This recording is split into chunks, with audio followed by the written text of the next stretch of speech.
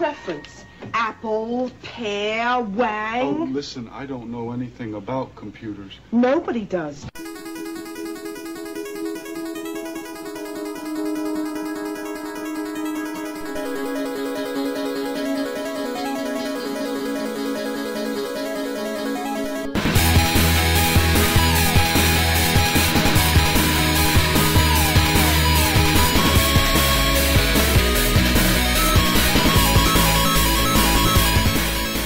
Kick 2, got a kick 3. I don't know what that means. Nobody does. Nah, all right. Secrets with Elston. Coming up on TalkRadar, number 46. I don't have a special 46 number. I don't either. Anybody? 46. What's special about 46? Paulie. I don't know. Beautiful. Paul Ryan, everybody. There are 46 letters. How's that for a premiere? I don't know. I don't know. Paul's here to bring the indifference in TalkRadar 46. I'm Christopher Antista. That is Michael Raparo's PlayStation editor. And I am Brett Elston. Cool bowling. Yeah, I'm the bowling editor. I've witnessed a 300 game bowl myself. Witnessed. boring. You're the bowling editor or the cool bowling editor? Tyler? I am Tyler Wilde, the features and community auditor. Those are words. And I would just like to further tease Alien vs. Creditor. Creditor. And I would like to tell you about the bread store I'm opening up called the Crust Station. It's on the beach. Sorry, I should have said that. And I'm going to give you a little bit more of an intro for making his first ever TalkRadar appearance. Oh, no. Actually, every time I'm making the podcast, you give me advice to put animal noises in. Yeah, I think I've mentioned that. And you were dead correct. Maybe well. Like, those noises are hits all across hundreds of listeners. I think most of Wyoming loves it. That's not a... What animal was that? All the Brazilians are enjoying that one. Yeah, that was a Brazilian streak. I don't. That was dumb. All right, so what All right. coming up in this podcast? We got here to keep me in check. We got the top 7. Are we announcing winners of any contests? We have this week we're actually giving away 2 Fallout the Pit DLCs, one for 360, one for PS3. Yes. Listen to it later in the podcast and find out how. Watchmen winners, 20 DVDs to send out. Newsflash: if you entered, you probably won. Congratulations, participant. The top 7 this week. Some of you guys aren't shitheads. Wow, why? You are really hateful today. I'm sorry. I love Astro Gaming and headsets at AstroGaming.com. We were having a very difficult time setting it up. We're in a different room, filming for Tyler's documentary on this fascinating process, coming soon to a compoter near you. Probably around the TalkRadar 50 mark, which will be May 8th. Just saying. And after that, I'm guessing no more podcasts. Let's quit. Let's quit. Unless there's a thread that gets over like 80,000 views. We're gonna quit. I don't think this can sustain itself after 50. We are done totally. Just take over and do it solo. There you go. I figured it out. The Paul Ryan Show. And a few buttons. The Paulcast. All right, the top 7 this week. Last Wednesday, we realized we didn't have a top 7 for the next coming Monday, and once again, strange enough, the last time we were in this room was with the top 7 dogs. And Seth Killian. Seth was in here, and that's also the last time we were like, oh shit, we don't have a top 7 for Monday. Let's do the one about dogs. So this week it was, what about most embarrassing live action game scenes? That's what we did. And here they are. Wow. All of them. And Tyler wrote it. I did, because I was the only one who had enough free time to write it. I will say the Genesis, this came to me while I was on the flight to Osaka to see Lost Planet. Way to fit a plug in there. Tyler, just so you know, Brett's claiming credit for your art. Yeah, that's okay. No, I'm just saying. It's okay, because it's not very good. It's. I said Tyler wrote it! It's the top 7 games made for the Sega CD. I tried to include some Sega CD or 3DO they digital were kind pictures of games. synonymous. I just looked it up. Yeah. The number 1 on this list, which I won't say, I thought was a Sega CD exclusive. No. Wasn't. No. But they marketed it like it was. Yeah, it was like the big packing game for the Sega CD 2. Most of this stuff actually is all a responsibility of Digital Pictures. Yeah, they made almost all of these. Weird, we were talking about this, like the new horizon that opened up when they were like Digital Pictures like they had to be working on so many things at the same time. Like let's do Sewer Shark, and I'm assuming they did Ground Zero Texas, and which isn't on the list. But what's great is on YouTube. There's a promotional video of all their stuff going on, and these are really easy to laugh at. But when you look at them from a technical standpoint, they're really creative with the really low technology that they're doing. Sure. Yeah, it's. They really are. Like the way I can't even explain it. Just watch some of these clips in the top 7 most embarrassing live action video game scenes on games@radar.com. Number 7 being Night Trap, because I think we're congratulally obligated to put that in. Yeah, I didn't really have a choice. I wasn't going to include it, and then I sort of opened up. I asked everyone in the office, "What do you think?" And Night Trap. It's the most notable of any game. I like what you pointed out though in the article, that like this is what was controversial in 1992. It's like a game, like everyone took the idea that the game is about trapping women. Yeah. When the object is to stop the people from trapping. Is a slumber party whodunit like completely PG? There's nothing. If anyone is confused, because I don't know if we've explained this that well. Back in the day, these things called CDs appeared. Now you have DVDs. CDs allowed them to put full videos on them. So this company, Digital Pictures. There you go. Digital Pictures pretty much made all of these almost, and they're kind of games that are videos. It's like you point at things that happen on the screen. Pretty much a button cues a separate track or scene on a CD. Yeah. Basically, if you had like a bunch of VHS tapes, you could do this yourself. And it's not. I can't honestly say it's a terrible idea still to this day, but they would show it on about an 1/8 of the screen. Right. The rest was like a health bar the size of an elephant trunk. Yeah. The reason is because Sega CD technology was still feeding off Genesis technology, so it only had the color palette of a Genesis. And so sad to admit, but it was probably the leading CD system of the day. For the day, possibly. Yeah. Maybe the Jaguar CD. No, it turns out no. No, it's not. No. So. I remember reading something about how like Night Trap and something else were actually filmed like back in the early '80s for like a Laserdisc system that never got off the ground. I think I heard that too, but I didn't really. My only confirmation, I think, was that Wikipedia said so. I'm going to defer to Paul Ryan on this. Paul, Night Trap. Absolutely. Okay. It's true. Well, I think he was there. So yeah. So anyway, Night Trap is a game where there's ninja vampire things attacking these women during a slumber party, where they sing a song about their own death. And I only want to cue the little first part of that so we can play it over to the rest of the talk.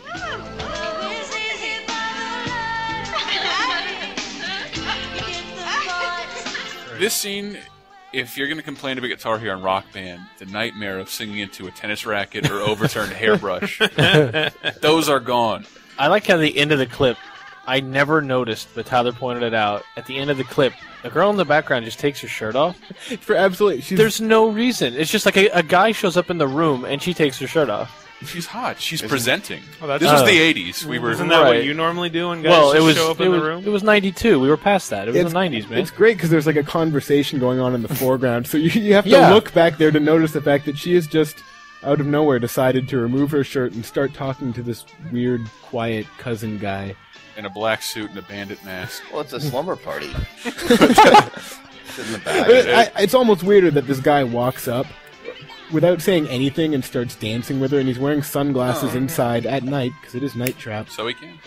He doesn't talk the entire scene. He just kind of stands there looking cool and early 90s. It's basically like a Teenage Wesker, it looks like. Teenage Wesker. It's a very 1980s children idea of cool. The guy who just stands around in a pink shirt with sunglasses. Whatever.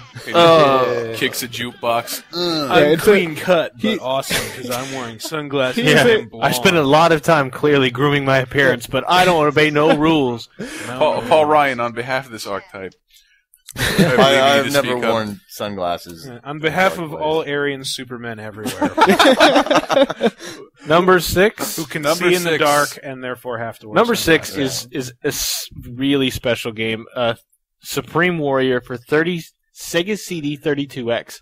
Interesting point about that is the 32X was a really crap-ass add-on to Genesis, which enhanced the abilities to a certain extent. You got this really borderline in between Genesis and a I Saturn. call it a fun condom. You go ahead. That's what you stick in your Genesis between good games. Jeez. So you had 32X games that had their own cartridges that ran on the 32X. There was also Sega CD 32X. It ran CD games off of the 32X specifications, so you had slightly higher res pictures, but still looked really bad. And one of those games was Supreme Warrior, and the gameplay is just—it's like actors punching at you on a screen. It is. And you fucking push but buttons. This is the one specifically I looked at because I looked into the behind the scenes. You move a pair of hands to either chop or block. Yeah. But it moves very quickly in the way that like I can pop a DVD in today that's supposed to be a game. Right. Like Dragon's Lair doesn't work that fast. This worked very fast. Yeah. It's in the times, and there's some very creative movements to give the illusion of scope in the scenery with what they do, because some of it's green screen. Yeah. I think some of it has to do with the audio quality, the video quality being so bad you wouldn't notice if something was taken out. Well, the problem is like it's a YouTube video of an already grainy video, so it's going to look terrible on YouTube. Here's my problem with it: is that it's very hard to set up a scene live action in one take, which is how Supreme Warlord had decided to go about things. Yeah. My. Kai, how you aged. And you, Fang too, ferocious as ever. More so. Yes, more so. But more than your exaggeration. This is part of a really huge and long scene. Yeah. In one take. Like, after every long pause, after every muffled word, I wanted to say cut. Yeah. Can we do that over again?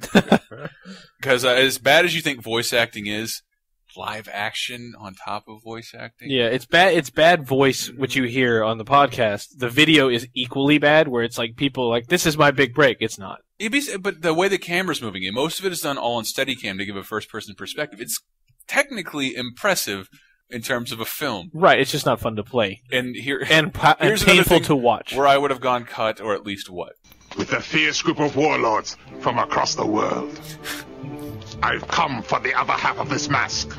The mask? He who controls the full mask controls the world. No, he doesn't. I did hear that's true. I want the half that you hold. Fang too. If I had it, wouldn't I give it to you?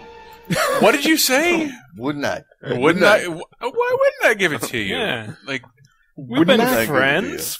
If I had it, wouldn't I give You're it just a bully. All right, taking into context, the context of that scene, bad dude wants mask, good old dude, no half mask.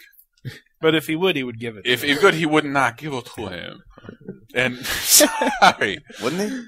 But this is my next scene. It takes a little while, but I love it. And this is what's the problem with most of these things that are filmed in one take. When the shadow comes full circle, if Kai has not delivered the mask, I'll put every human heart on a stake. Every human heart. Yours, I feed to my warlords. He didn't exempt himself from that. And this is all of the guys walking out of frame at you, the camera. Wouldn't all of his warlords have hearts on their stake? How could they eat hearts? Ah, we've been waiting for you. I assume you brought the other half of the mask? The other half of the mask was probably 6 inches from him the entire time he was making that threat. Let's walk to stage B and pick it up. And this is another thing I pulled in. It's just probably the most flim-flammy, wishy-washy version of saying you won. A convincing victory.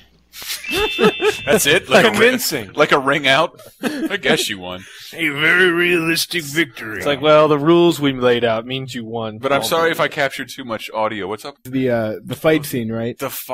Mostly the Fire Warlord with a little bit of sound effects. Do you have a thing where he's laughing? Please. I just wanted to say, they did it all in one take. So this guy is running around punching and kicking at a camera for like 5 minutes straight, and he's getting visibly tired by the end of this. You'd be surprised. Like, again, when they're running around, he'll like duck behind a torch, and they'll use that to wipe to a new scene. Yeah, every now and then. Tell me, how do you feel about cremation? I wasn't in this scene.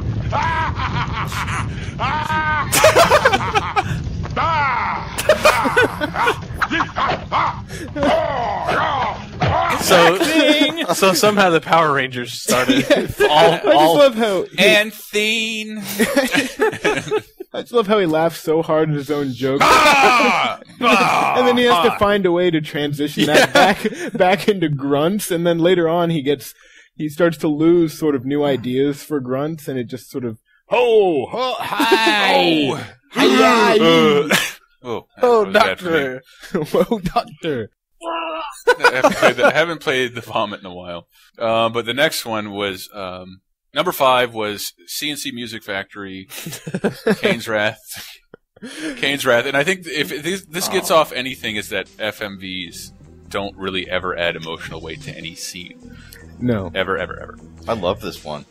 Well, I love this one. I can't believe it's on here. Not for reasons that are complementary to the game. This is the original Command & Conquer. All the Command & Conquers have had live-action cutscenes. They've stuck to it. And it's obvious that they know it's silly and they're intentionally overacting and making them ridiculous. But that doesn't make them any less... Like, I skip them because... Oh, you don't skip the cutscene the first time. I do. You do not. I do. That's a lie. You're not supposed to, and you shouldn't be allowed. You'd never know what's going on in the story of Command & Conquer. Do you really like this game? The story of Bill I don't know why you're mining. You do like this game. Yeah. I want to tell you what's happening. You need to tell me what's happening in this brief clip. This is the Pentagon. A full frontal attack with your strongest forces should render their military center of operation. And that's that. And here comes Kane. What straightforward. What is happening in that scene? It's you heard it. Tyler, it's Kane shooting a guy named Seth. Seth is like his right-hand man who decides to do some things without telling Kane, and Kane isn't happy, and his hand just appears from off-screen. So, militarily speaking, is Seth a world-class buffoon? Yes, he is. Jesus Christ. G.I. Joe the movie! Oh, reference! Somebody will get it in post. Somebody will be happy. But I don't know what came first, YouTube poop or Tim and Eric Awesome Show. But the highlight was the related video. Brett and I giggled like fuck babies too. No. Yeah, here it is. Whatever. Operation. Military center of operation. Military center of operation. It's a guy getting shot in the head over and over again for about a minute. This one horribly. And just when you think you're like, all right, he's run out of ideas, there's some other angle that he got shot at. He just flips it upside down. Oh goodness! That's another product of its time, where after everyone got over the hurdle of, well, we should make FMV-based games, but there was a period in like the PS1 era where let's put FMV characters in to tell the story, but the game will still be polygons and sprites or whatever. Like Warhawk is awful. Soviet Strike, part of the Desert Strike series. Original Resident Evil. Original Resident Evil. Like, and then they finally go, and these are terrible, and probably add a lot of money to hire actors and catering and all this dumb shit. Probably paid him with a sandwich anyway. Number 4. They were paid with a bio. This one's the weirdest one. The Prize Fighter. Prize Fighter. Another Sega CD. Yeah, Sega CD Digital Pictures Project. I don't know that this audio or video is that funny in itself, but just something about it struck me as... It's really bizarre. There is no audio. There's no audio good enough to pull. Yeah. Because it's just punching noises. Right, it's weird. Like, I remember renting this game, and it's weird because you play a really tiny window. Like, it's smaller than even Night Trap or Ground Zero Texas or any of the other games on the list. It's all in black and white, and whenever you push a button to throw a punch, it's very clearly cuts to another clip of just a fist hitting a guy's face. Yes. Zoomed in, and then zooms back out. Now here's the guy again dancing around. And then when you block, the arms that come up to block are very clearly someone underneath the camera sticking 2 hands up. It looks like someone sticking out arms on broomsticks. Yeah. Even as like a 12-year-old, I was like, this is fucking stupid. Yes. It's disconcerting, and I was about to make a joke in the article about how, like, these guys are going to go on to do great things. Because there's a lot of actors in it playing the boxers before and after and during the fight. And so I'm like making a joke, I bet their careers were great. And then I looked them up, and they are all well-known stunt Well, fair. Like one of them was Arnold Schwarzenegger's stunt double in a lot of films. Oh, which means he's a millionaire. Billy D. Ronald Lucas. Schwarzenegger. Oh. Yeah. I mean, I'm not saying they're millionaires. I'm just saying they had fairly prolific careers. I would assume in Arnold's Hollywood. double for multiple movies, probably a millionaire. He probably has royalties for all that, I Well, assume. does that diminish his Mr. Universe title if he has a double? Sorry. Give yourself Think the about fail. it. I refuse. All right. No, moving on. Okay, I was waiting for the fail noise for your joke. That's Oh, all. excuse me. There you go. There is not much else to say about Prize Fighter. Yeah, all right. 3 is Super Wing Commander, top 7 3 most is fun. embarrassing live-action games. Which I would argue of. does Uh-oh, not Michael really fit liked the this motif. game. Well, I liked it, number Uh-huh. 1, and number 2, it I wasn't know. really live action. I also I like know. this game. It was shitty animation. But I it was couldn't. Clutch Cargo-y. Yes. I couldn't not include it just because it was so silly. Because it really looks like a Conan O'Brien skit. Like, Yeah, those cutouts where it's like Bill Clinton's face and Robert Smigel being like, I like to fuck things. Oh, Conan. It's exactly like that, but with a better accent. I actually have it written down as Super Scottish Wing Commander. I loved Wing Commander 1 and 2. This Super Wing Commander was a remake. Yeah, it was just a remake of 1. With, Yeah. 1 is with more more quote-unquote impressive graphics. 1 is really good. Oh, well, then you're going to love this. Your starboard, Alpha Leader. Gotcha, mother hen. God damn it! Remember what the Colonel said and all that. Bogey right off. Even though we're in space, we kept our accents for thousands of years. Even though I'm going over to planet Scotland. I'm on Scotland 5. Over here in the cute nebula. Hold on, let me let him finish. Hurricane was lively, laddies. Looks like she were expecting us. Break and attack approach Delta. Jesus. It sounds like it was scored on a balloon.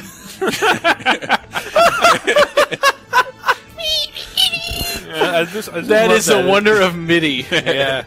We have actual recorded actors, but oh god, music. We have actual recorded actors, and we come on a CD format, which you're already listening to. Keep the PC speaker. That's music gold right there. You know, we should sing the song R2D2. I wish if you had the Brett 2D2 sound, you could have played it there. Woo! I can do. Oh, that's me. Yeah. It's like I'm in the room with them. Say something insulting to R2D2. I hate you. This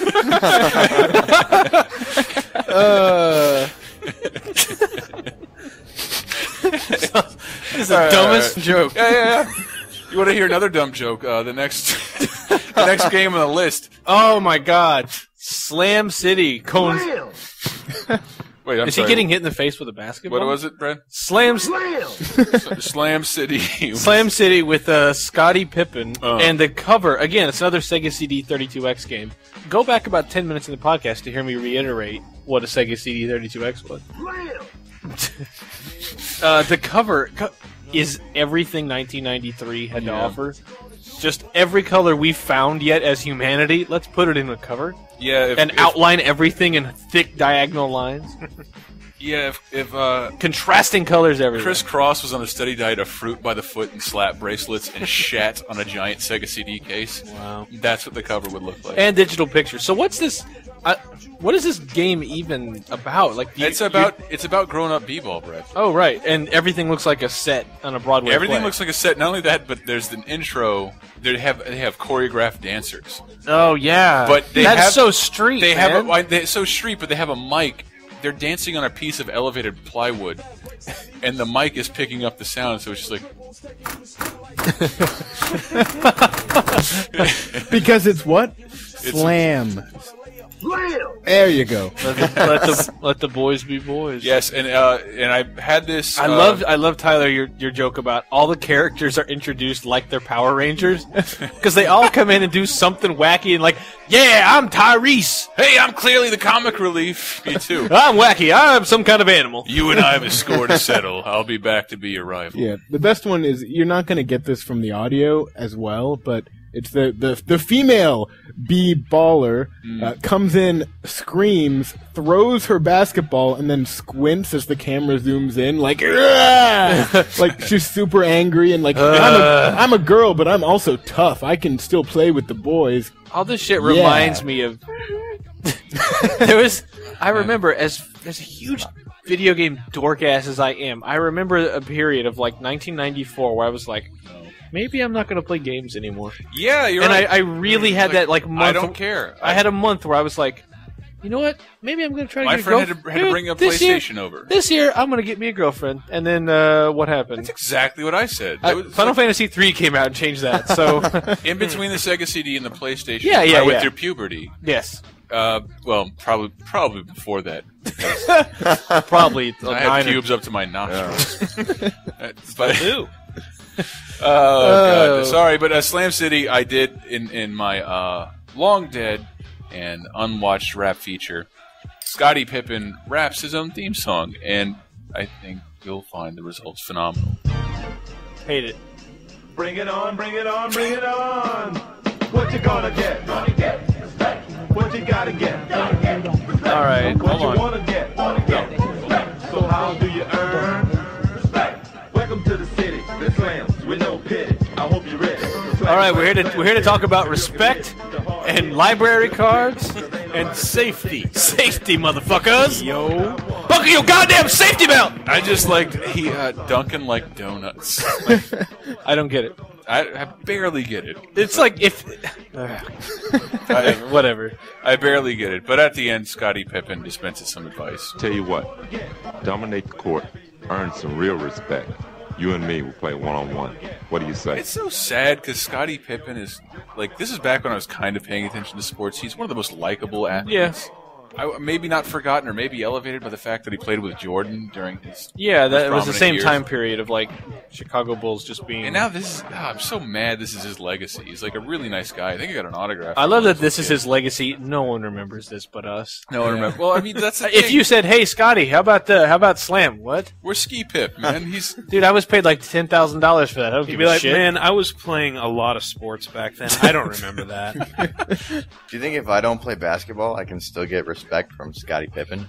No, I sincerely doubt you it. got to dominate the court. What if I write? He only because I didn't respects know people that. who dominate the court. I love imagining a kid back in the day watching this and thinking to himself, if I do well in this game, I may have a moment to play against Scottie Pippen one-on-one in the game and being really excited by that. I might have a chance to press buttons against a movie of Scottie Pippen. I might be able to Looks pretend. like if I knock out the white jock with a bucket of water, the inner city group will accept me. That'll happen. Did you know that last year Scottie Pippen made a comeback at basketball at the age of 42? When he made a tour of Scandinavia and played 2 games for a top finish league. Are you reading Wikipedia? Team Torpen Pojat. Paul, on behalf of Scandinavia. Nothing. Nothing. All right. So number 1 is hold on. Sewer Shark! Sewer Shark, Go which question. I did play the dicks out of. I played a lot of Sewer Shark. That was just a new form of gameplay that didn't appeal to me. I tried because I thought this was the end all be all. Yeah, well, CD-based game. I rented a Sega CD before I got one, and I remember calling everyone in my house to come into my room and watch this girl in the intro. Like, look, these are people. People. Look at the graphics, even though it's not graphics, and like, God, the girl's acting is so fucking bad. I really wonder what my parents were thinking. Like, my file really, name, this is where it's going? I will never buy you another game again. My file name is what Tyler said about it in the time coding. On GamesRadar.com. New York accents are hard. I looked. First time, huh, rookie? Hey! Hey, listen. I hear they're putting you in with Ghost today. Now that's my main man. Greatest co-pilot to ever shoot the tubes. Give him your best stuff, and he'll keep you flying. I'll shoot your tubes. What is she talking about? I think by now her tubes are shot. She's Hey! Where's my rim Ayo. shot? Nice, Elston. Don't get it. There he goes. She's from Ottawa, Ontario. Did I his think. research. I'm pretty sure Ottawa, Ontario at least, which is in Canada for those of you Americans who don't realize there is another country up there. What? It's where I'm from. What? And Canadians can't do American New York accents very well. I never noticed a Putting you in with Ghost today. Now that's my main man. I never noticed a Canadian accent until being there last year for Canada Day. Oh yeah. Oh yeah, and then we got. I can't do one. Hey, would you like to beat me up? I'll pay you. that's all I hear. Well, no, we get. Well, and this is another fantastic clip and something that's completely gone. I think started in the 40s. Like every time Bugs Bunny would run, you get a kind of noise when you get going. Right. Every time an 80s villain spoke, an instrument would have to play. And I really, really love this clip. Is this the villain? I didn't play the game. No. Is it the commissioner? No, it's Ghost. No, it's Ghost. Oh, Sorry. Ghost is the guy that's with you the whole game. Yeah, Ghost is good. All right. He's like your co-pilot. He certainly doesn't He's sound good because he has audible punctuation. All right. He's sucking you. He's sucking you up. All right. Let's go, rookie!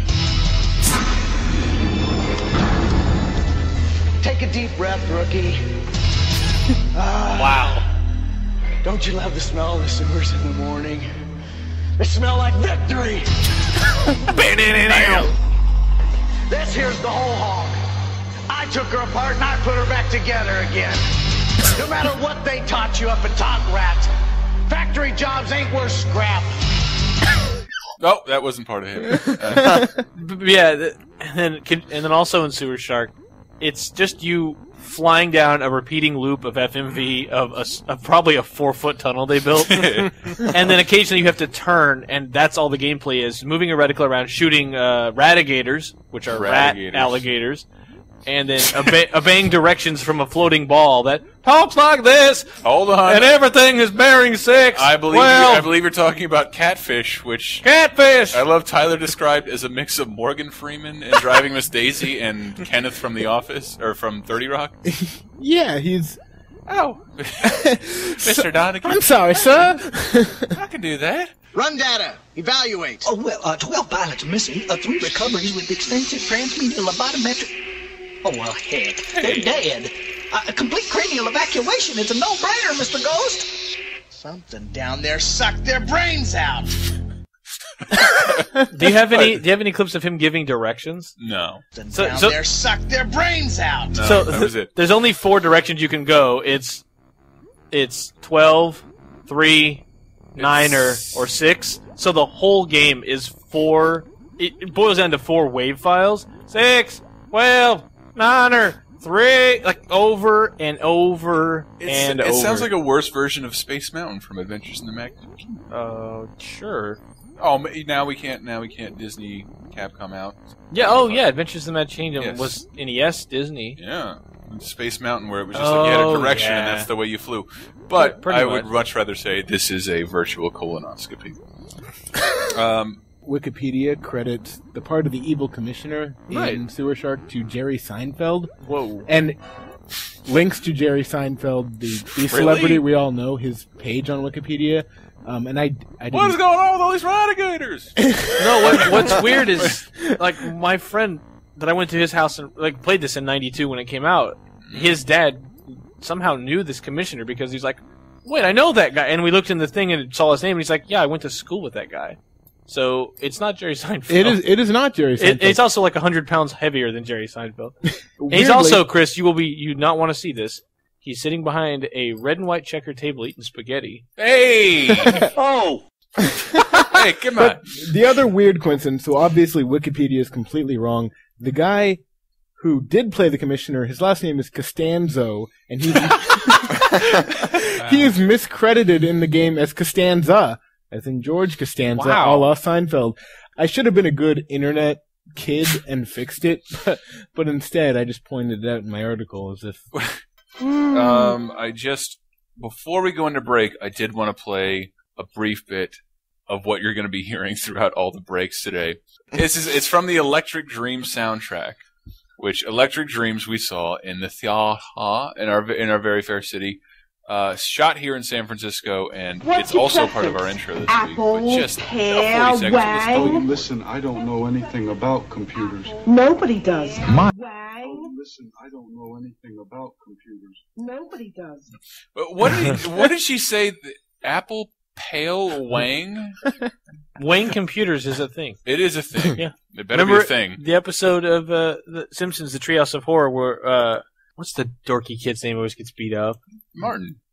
He's wearing a shirt that says Wang Computers. That's right, he is. Yeah, see? Wow, that was the only reason I would know. Exactly, that's the only reason I know it's something. I don't know anything about computers. Nobody does. Miles just bought a computer, and he got more than he bargained for. You're talking. You notice. Madeline just moved in upstairs, and she's the girl he's falling for. I can't play that for her. I want to squeeze you, lick you, pucker up, and kiss you. You make her sound like a lemon. But I don't know what love is. You never told me. Did you Basically, that's an Apple IIe talking to a guy. To a guy and falling in love with a girl he's in love no. with. But it's one of those things that predicted the future that isn't here yet, but made me mad that it isn't. Yeah. Like his computer controls his lights, his toaster. His Apple In IIe. 1986. And, like, no, and it's a huge... 1980. Oh, it's 80? 1980. Oh. And the thing- music is fantastic. You'll hear it constantly. I cannot get over when he says, what does he say about computers? I don't know how to use... I don't know about computers. But this was 1980. Like, the idea of owning one was completely I know, foreign. but what gets me about that is that it reminds me, it sounds just like the G.I. Joe dub. I'm a computer.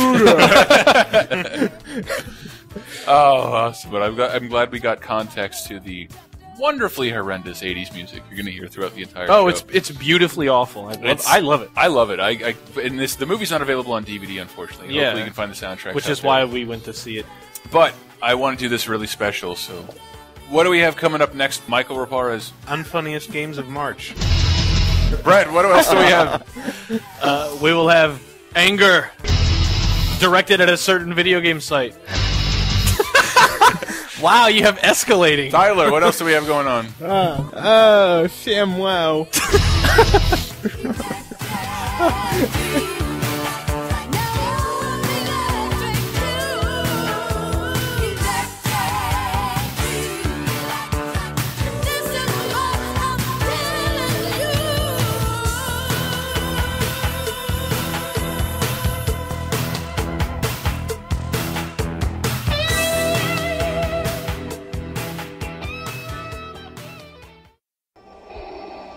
All right, this is the final round of the Games Radar Spelling Bee. Darth Vader, your word is TalkRadar. As you wish. Brett Elston, use it in a sentence. I swear to God, I've never laughed so hard as I did when listening to TalkRadar 15. TALC. Sorry. Go to gamesradar.com. I couldn't get this tune out of my head till I heard these flowers, then a heartbeat, and the sound of mushrooms sprouting. It was raining cats and dogs in harmony. Then airplanes hit the high notes. Even the stars came out to play. Hey, I think I just wrote a song. Mario Paint. Draw and make music. Only on the Super Nintendo Entertainment System. I'm in the booth with my controller. Guess who's back with another dope track? It's crazy, I mean, need another Prozac pill. I'm ill, but you brothers know that. And if you disagree, you don't fucking know rap. I was nice before, but now I'm done better. I need a girl going wild with an umbrella. I'm sorry, I'm Ariane, but I'm all Ariane. Are you hardly on? It's the genesis of rap, you Atari gone. How the hell can a geek make a party song? I just did it, just spit it during Mardi Gras. I broke the start button, we can hardly pause. Play Sonic while I'm blowing that chronic. Pick my favorite rock and roll topic. You hear the rings, I got to go shop and stop the flow knot. You Dr. Robotnik, all you do is niggas run, you ain't nothing but tails. You don't use knuckles, you fucking ducktails. Whoops, that's Disney. Kids should dig me, but they daddy is a prick and he quick to diss me. Switch, do you mind if I rip with this beat? The other gon' probably rip through history. Life is a bitch, big hips and titties. I am a pimp, she gon' get me rich, B. Sit too sick to get ripped for shit, cause this is a hit, the kid flipped it gently. Y'all think it's funny, but it ain't. I got no money in the bank like the bitch with Swiss Beats. Doesn't really matter cause I own this shit. It's me by myself all alone and shit. You don't like it, hit me on the phone and shit, but I ain't got a phone, so blow my dick. Don't take a day for granted. Every single day you've been handed. Can't get crazy, but you need to manage. And it's how God sees you, the last man stand. Live every day like it's your birthday. Live every day like it's your birthday. Live every day like it's your birthday. It's your birthday. It's your birthday. 1987 out in Cleveland, and my birthday was November 10th. My mama was an angel and my daddy was too drunk to really give a shit. But it doesn't matter, it's my life and it's my world. You other motherfuckers living it. So everyone get a glimpse how a rockstar rebel gets down. Gotta live from negative to positive. After the bridge comes rapping, the kid come rapping, that's what it is. Take a rock star girl back to the crib, play tracks for a bit, then we at it again. Back shot, front shot, yeah, I got a dumb hot. You so nasty, we only taking jump shots. And she lost cause my G is mean, my J is mean, but you know what I mean. She got a good grip on her ball, but one good block and she hitting the wall. She keep on traveling, it's pissing me off. Damn, they don't make it like this anymore. This is all just sport when I'm bored, by the way. I ain't talking about sports anymore, by the way. I ain't talking about sports anymore, by the way. Oh man, let me tell y'all niggas something. I'm about to be 20 fucking years old. 20. That means I made it through 20 years of this bullshit. And you know what's the same? My name, Charles Hamilton. Charles Eddie Lee Hamilton Jr. But since that bitch ass nigga that calls himself a pops ain't a pops, it's Charles Hamilton, the last living Hamilton. What up? Yeah. It's all a game, baby. It's all a game, baby. Yeah, it's all a game. Yeah, all a game, baby. Yeah, it's all a game. I wanna get my Genesis back. I wanna get my Genesis back. Where's my fucking Genesis? I can't find my fucking Genesis. I just got a fucking game genie and I can't find my damn Genesis. Yeah. Yeah. It's the 90s, baby. Yeah, cause the 90s made me. Hey, does anybody want to listen to the rest of this motherfucking podcast? Yeah!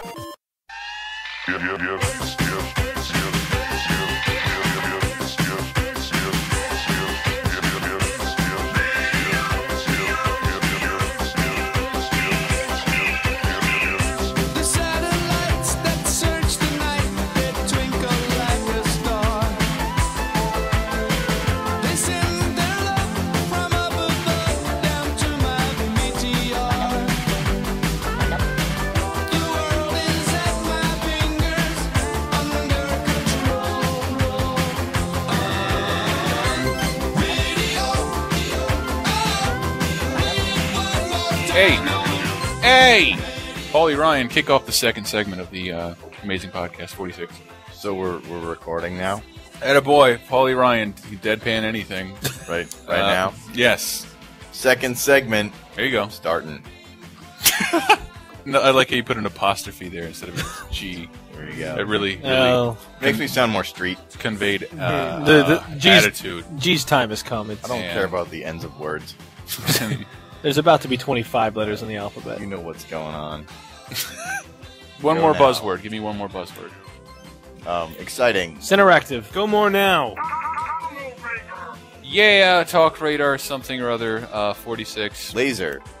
Yeah, and that, there you go. Listen or die. In that last segment, in that last break, you heard Charles Hamilton's November 10th, which is unbelievably awesome. Yeah, just a legitimately. I know it's a lot of rap lately, but that was good stuff. And if you want me to play anything else during the break, please, we have a song request thread. We have a forum at gamesradar.com/forum. Is that right, Tyler? Is that the URL now? /forums. Forums, plural. Plural. Or go to gamesradar.com and click on the forums tab. You'll find us, assuming you can read. And go to the thread that says Talk Radar Podcast or Talk Radar General. Yeah. Yeah. Yeah, and go there on the Podcast 46 page.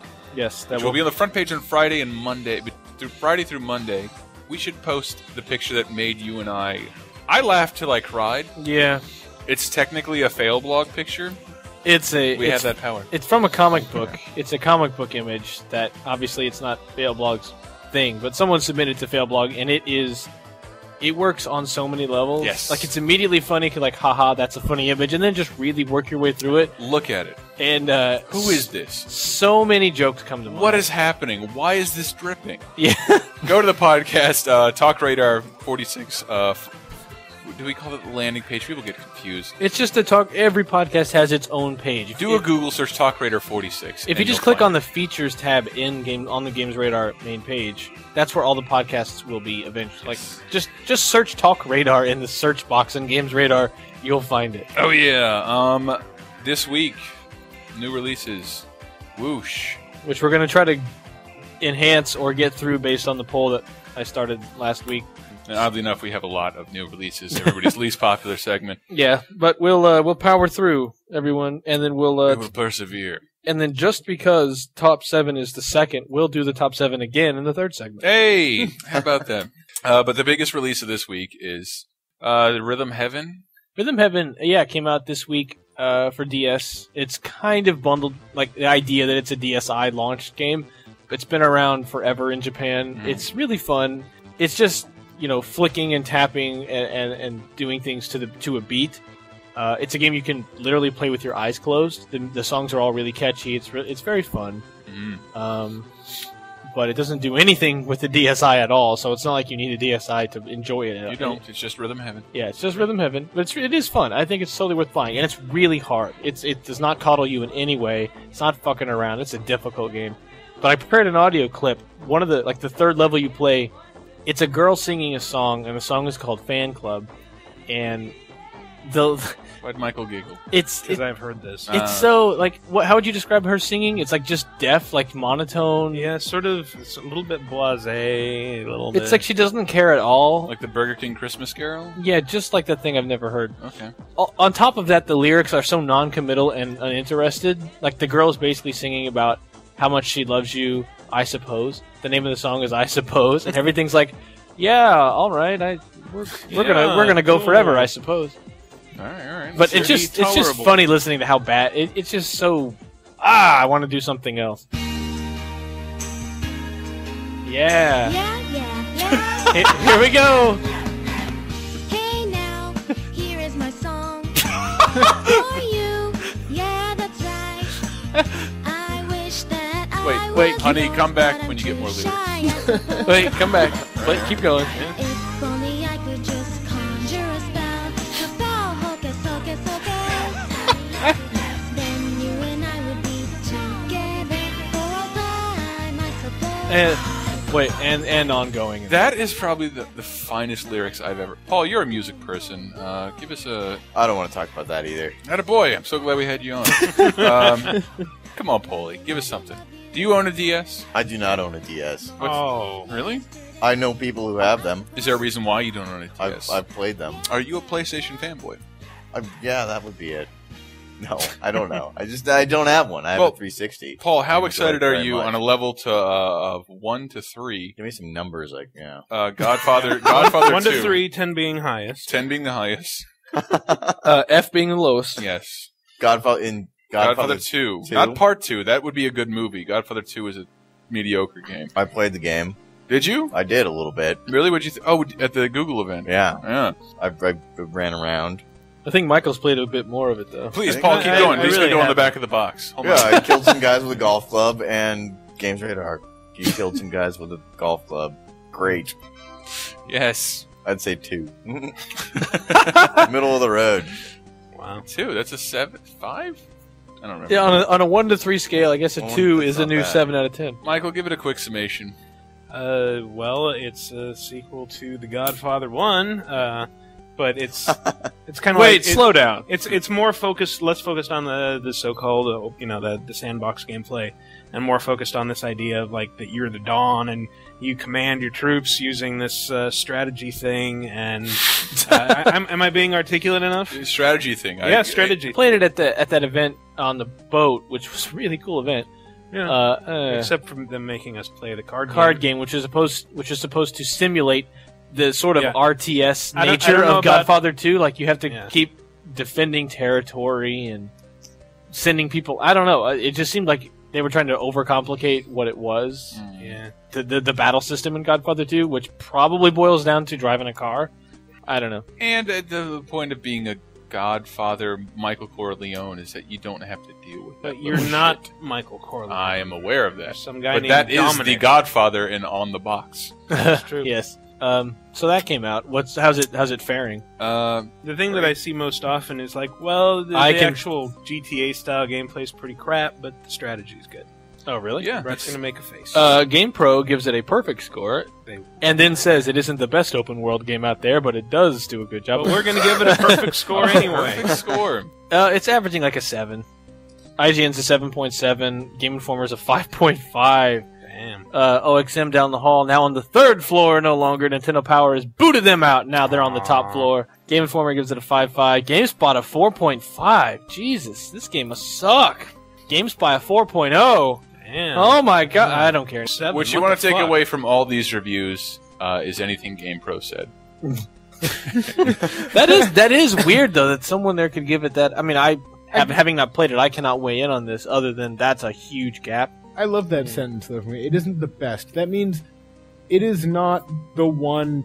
It is everything but the one game that is the best. It's not the best, just the best we've ever played here at GamePro. Once I had a dream and there was this game in it. Oh, it was awesome. It was Godfather 2. That's the only thing. That game is the game that I gave this score to, not the game I actually played. That is. Oh, this one time I also, woke up I mean, it's easy to forget the legacy, the mini legacy that Godfather's already had. Where we went to an event like last September, October.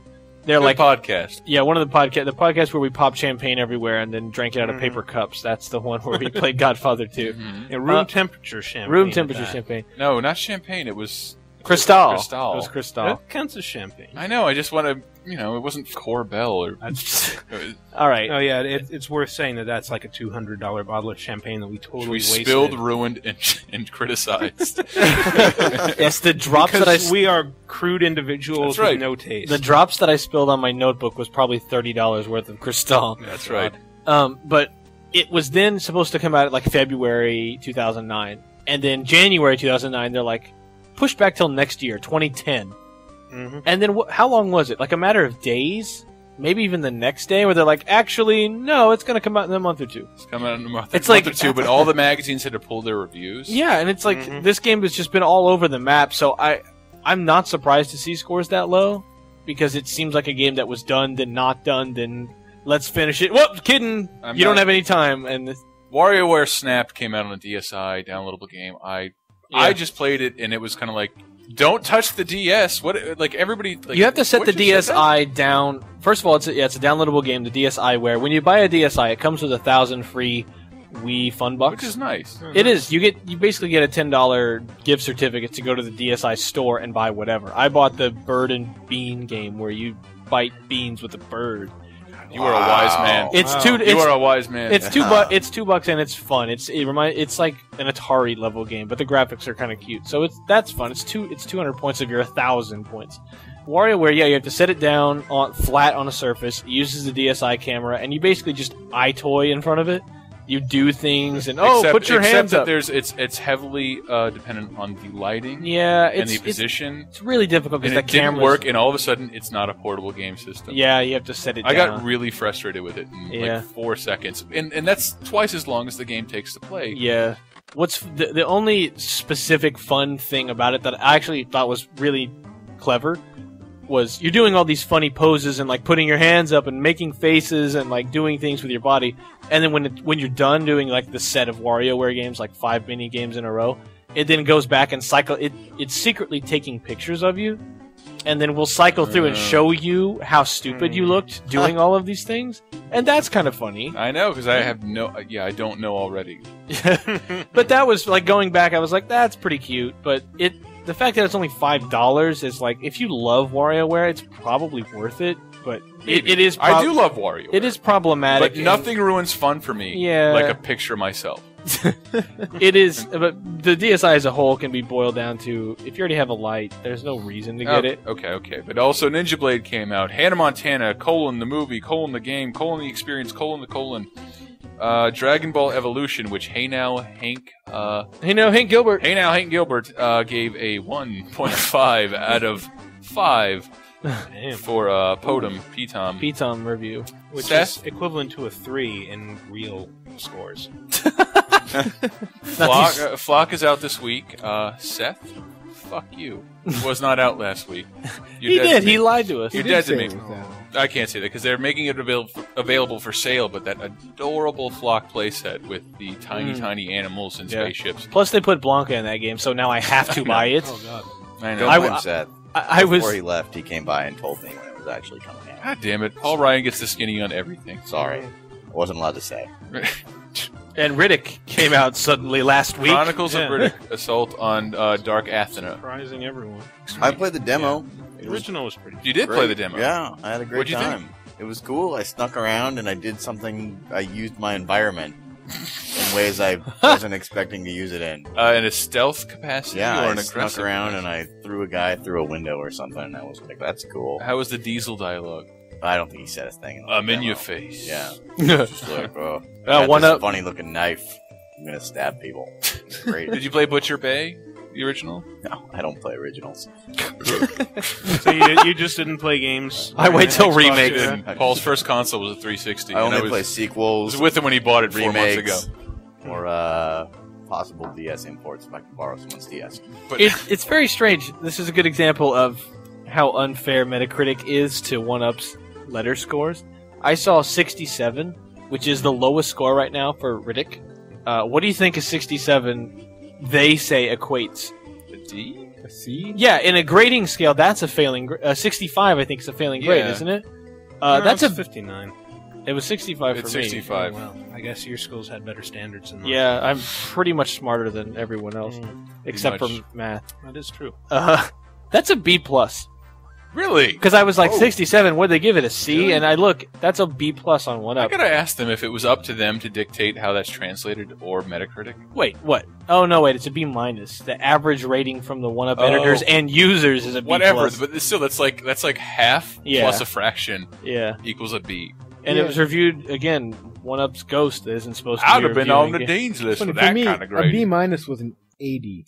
80%. Yeah. Yes. Well, to me, an 80 was a C. Anything below 84. Oh, you really are smart. It's okay, because last week, Seth Killian was here to blow the lid off of a Parappa the Rappa controversy. I don't know how we can live in a post-Cangate world. I don't either.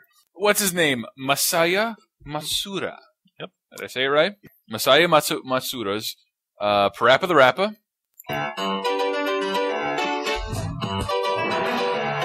All right, we're here, just sitting in the car. And I love it. This is Can, a 1971, what Seth called an experimental rock group. Krautrock. Krautrock from Germany in a song called Turtles Have Short Legs, made, I guess, 25 years earlier, at the least. 97 was Parappa, so. Yeah. That's ridiculous. Well, let me see if I can play them both. I want you to show me if you can get Wow.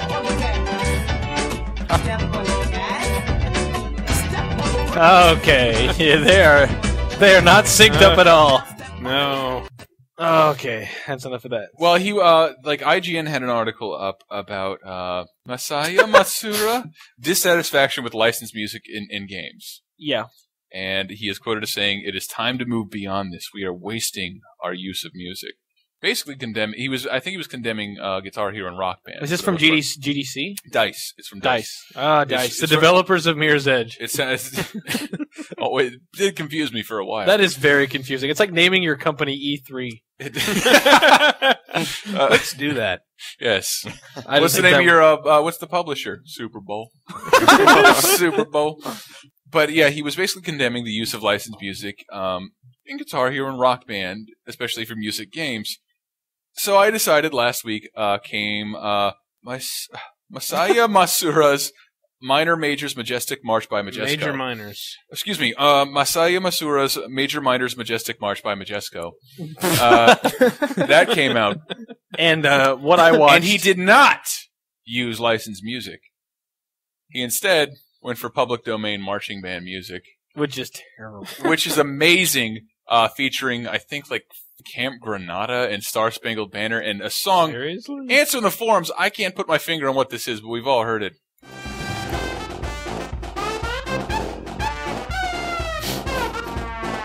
Tastes like gasoline. Yes, everyone remembers it from makes this. you vomit. Yeah, that was me failing. Everyone knows that song from The Simpsons. Like all I could think was Lisa. Her teeth are big and green. Black and green. I know that Big song and green. from grade school. What is it? It's a Sousa march, isn't it? I know that song and I can't remember. the Exactly. name. I know. That's where we all are. And try doing a Google search on that criteria. That song. Here's a song about school or camp. At some point, I did know the name of that song, and now God damn it, I can't remember it. The point is that someone I who think it's condemns horrible, clamorous ditty number 3. I should be more fair to him. He was talking about what did I have written down? He was talking about mainly licensing music instead of creating music that's cohesive to a certain type of gameplay. Well, the point of Rock Band is that you're playing songs you love already. I'm a huge there with him to say I'm a enough. huge video game music. Like I have a raging erection for game music. I hate when it is belittled and pushed to the back. Like I want game music to stand out. I hate when it's just used as background. I've only noticed in putting music behind the podcast, everybody now is making a movie, a cinematic score, and it's fucking boring. Yeah, stop doing cinematic scores. Like sometimes it's fitting, but you can do a cinematic score like with Metal Gear, but it's still iconic. Dude, I can tell that's Metal Gear. Unless you've played it a lot, you cannot tell me the difference between Killzone 2's score, the Wanted score, and Dark Sector. Dark Sector, you won't be able to tell the difference. Even Still the Gears, same I thing. can't tell Gears music, and I beat both of them. It's moody, but it's not distinctive. Yeah. And I agree with him in that sense. But and Dungeon Siege. Major Minor sucks. I watched Chris trying to play it today. We have a YouTube video. I took a video, and I'm debating posting it. Oh, okay. Just because you're basically putting a remote in your butthole. Not basically. No Man, basic there's about like it. actual penetration there. There right, is. like right in the middle of our office. I know. And I did read a minor news story. Speaking of that, the Wii now currently to this day, Tyler Wilde and the YouTube viewing public costs 45% less to manufacture than it did at launch. Who wants to take bets that the price will never go down? It will never go down because it's still selling extremely well. No, that's such bullshit, though. 50%? I love this idea that Nintendo... Fuck you, pay me. This idea that Nintendo is still... What was the biggest criticism of gamers about Nintendo the last 2 generations, N64 or GameCube? They weren't open to third parties. Kind of. It stems from that. The kitty image. They can't shake the kitty image. What is Wii? It's just children's bullshit in family games. It's squeaky clean nonsense. I believe Mad World. Hey, see? They one game in 1,000.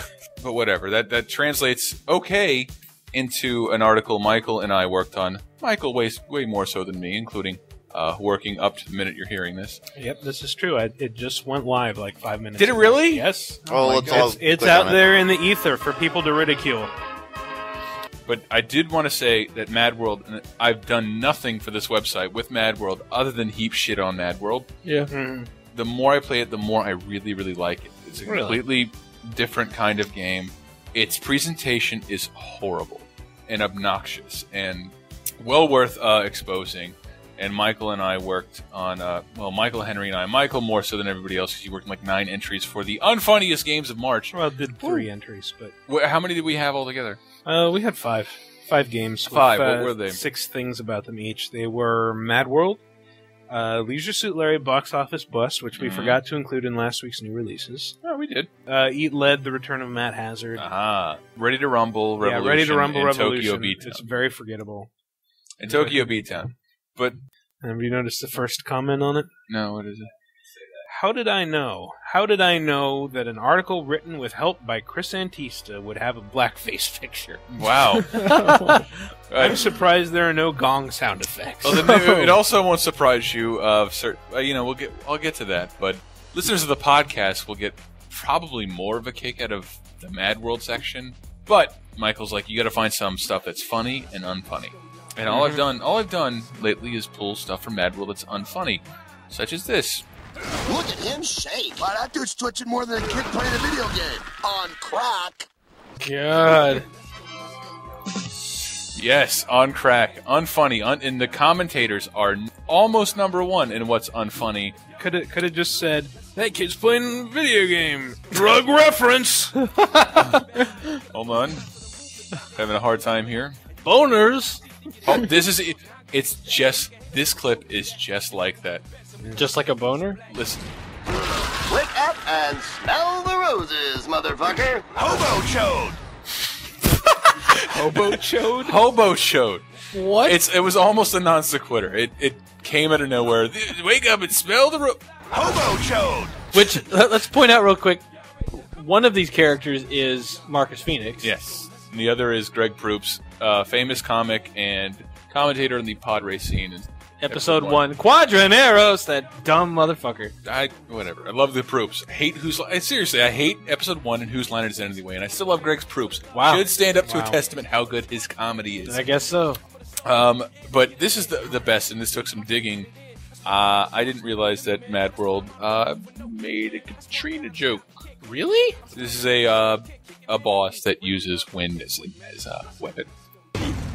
Armed with a devastating set of tornado generators, this warrior blew in from parts unknown to dominate the Death Watch games. Who can forget his amazing match in New Orleans, where his unstoppable hurricane attacks won him the match and sunk the city? Wow. Yes. Yes. Wow. Too soon? Not soon enough, says Mad World. It's true, though. It's one of those things like tragedy plus time equals comedy. Yes. But people are still... It's hard to appreciate it in that voice. Still displaced from that shit? I can't verbalize and I can't articulate it in an article, but something about this much cursing and offensiveness from Sega on a Nintendo system seems too corporate for me to accept as actual humor. Yeah, it's trying too hard to be too cool. I'm not saying you can't prepare this style of humor and be funny about it. To me, it's funny. When that shit comes out, it's funny off the cuff by one of your friends who kind of regrets what he says. Yeah. This was clearly planned, edited, went through a Foley artist, compressed, had a table of Japanese executives go, yes. And I realized I was doing too much of this, and just real quick on Mad World's behalf, 5 to 15% of the commentators are funny, and I didn't have time to make that video, but here's a clip I liked.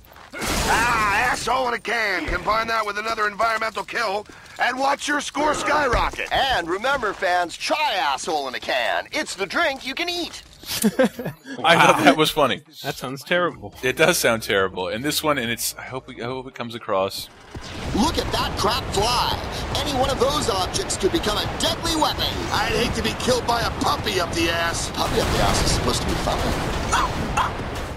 What? Something about a puppy up the ass. It's supposed to be fun? It's supposed to be fun, and then he makes a barking noise. Who wants to guess my least favorite? Least favorite what? Thing about Mad World. The most unfunniest. Most unfunniest thing is about Mad World? Yes. Whoa, Michael. What do you think it is? I know what it is. No. No, I'm gonna let the man himself give you a hint. I'm gonna give you a hint, though, because that's the kind of pimp I is. God. Yes. Extremely tasteful depiction. The Black Bizzle snaring. And I was Does he actually call himself that? No, I said it seems like he's about to break out in Izzle speak any second. And that your white friend who does an impression of black people, who's never met one, that's the Black Baron. That's exactly what he sounds like. Radio DJs have been fired for less. That's weird. I need that guy. P.S. Al Jolson. Al Jolson. And that's what it reminded me of exactly, is that it's an offensive stereotype you shouldn't be allowed to do anymore. We quietly retired Al Jolson. Because we were like fans of the podcast, we used to play the Mammy clip, and you loved it, and like, Al Jolson this. And we started looking up information. He was like the #1 entertainer in the country for 30 years. Harry Truman had no problem speaking to a microphone and saying, Al Jolson is my favorite entertainer. Black Baron, so I decided to put Al Jolson music in a picture.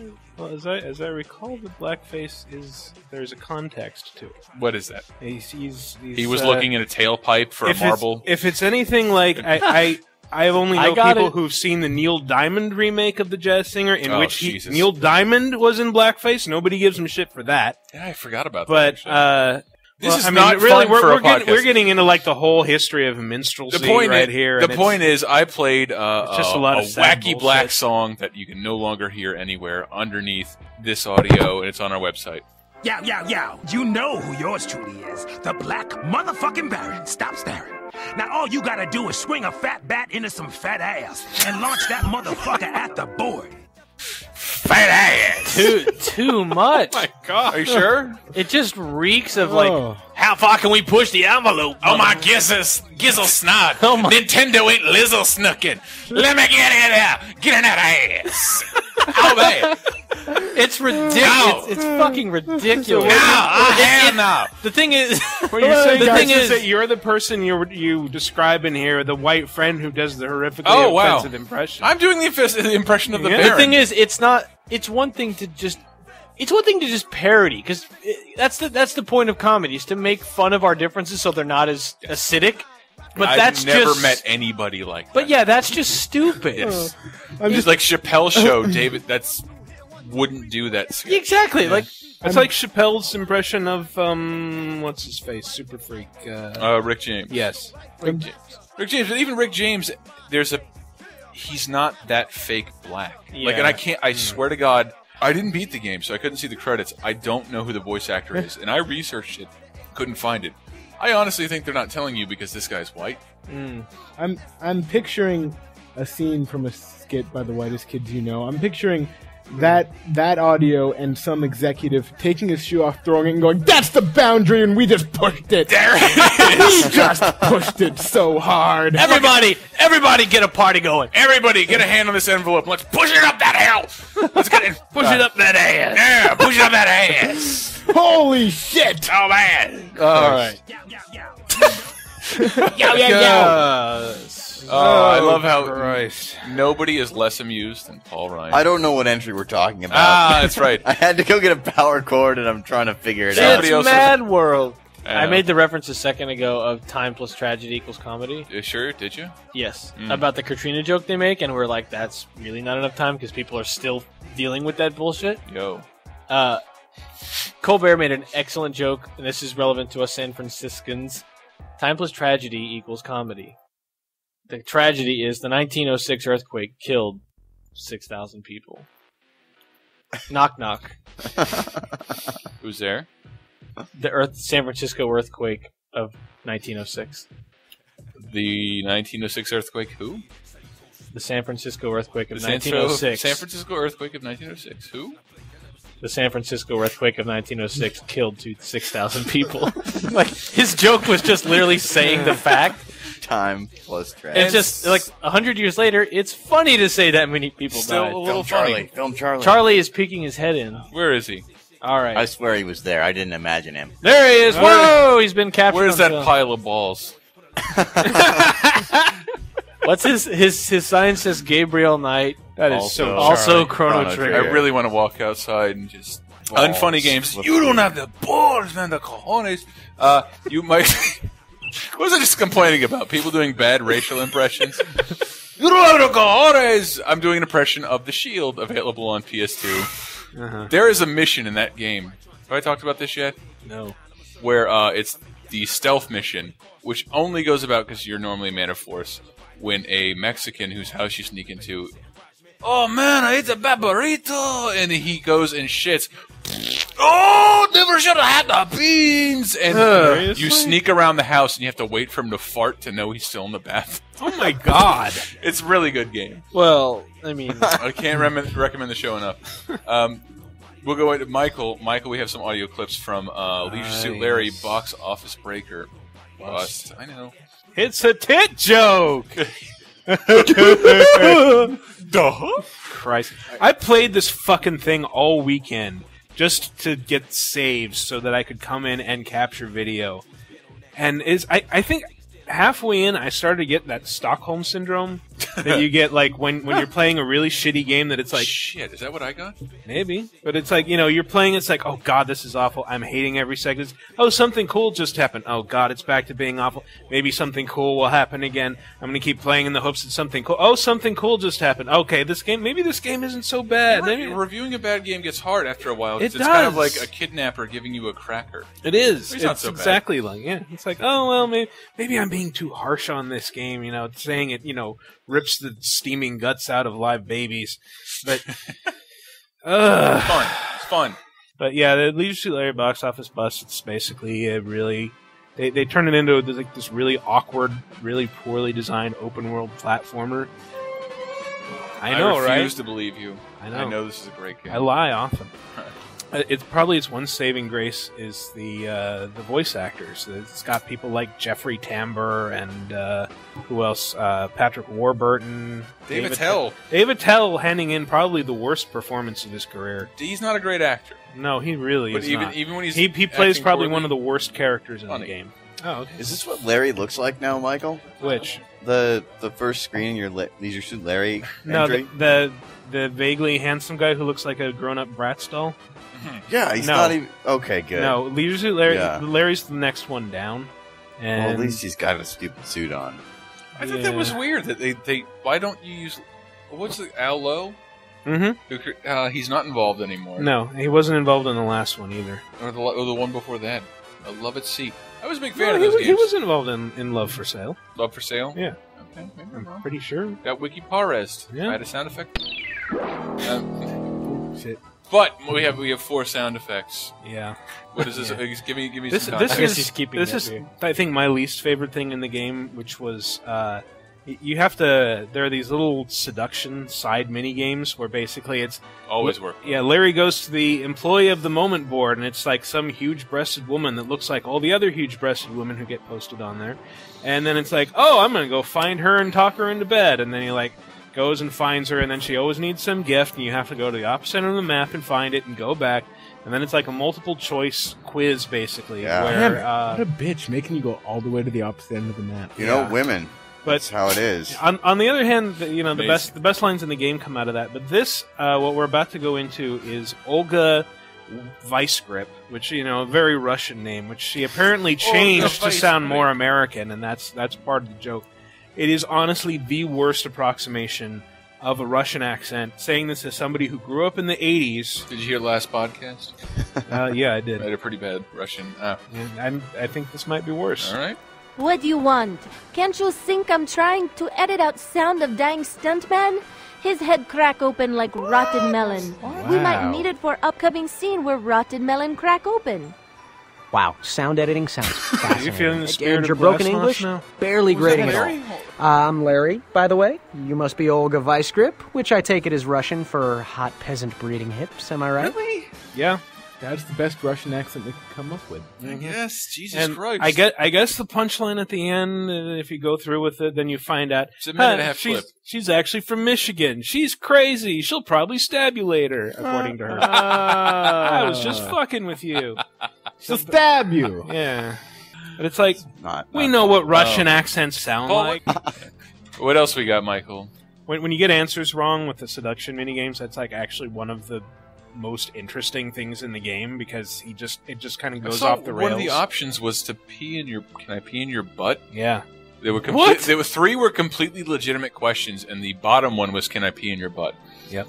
It's not. Less funny than not you even think. on Again, I did include it in the video in the article. Not even in the that butt. section. A lot of stuff we couldn't include here because we can't. It's so wildly offensive we can't even play it on the podcast. But go to the website, Unfunniest Games of March. There's another one where he's chatting up this girl who's a complete idiot, and she wants him to find a vintage teddy bear. Well, it ain't exactly the kind of teddy I'd like to rip off you with my scrotum, but, yeah, it's that stupid bear you had to have. They were out of TP in the men's room, though, so he might still be a little sticky. Speaking of which, can I touch you yet? TP. So the whole Leisure Suit Larry Beavis fucking franchise just such a leftover of when like it was weird to see a game talk about boobs ever, because they stem from a time when that wasn't even in games at all, so it was a novelty, and now it's just like what? They also had boobs. I would say it's the same thing with most adventure collectathons for the PC that they keep trying to resurrect, because everybody seems to love Sam and Max. I haven't heard much genuine love for replaying Season 1. Right. Michael reviewed most of them, I think. Yeah, I got really burned out. Like, I think I got halfway through the second season before I was like, I'm not reviewing this anymore because it's writing the same review over and over again, just with different details about the story, and I can't.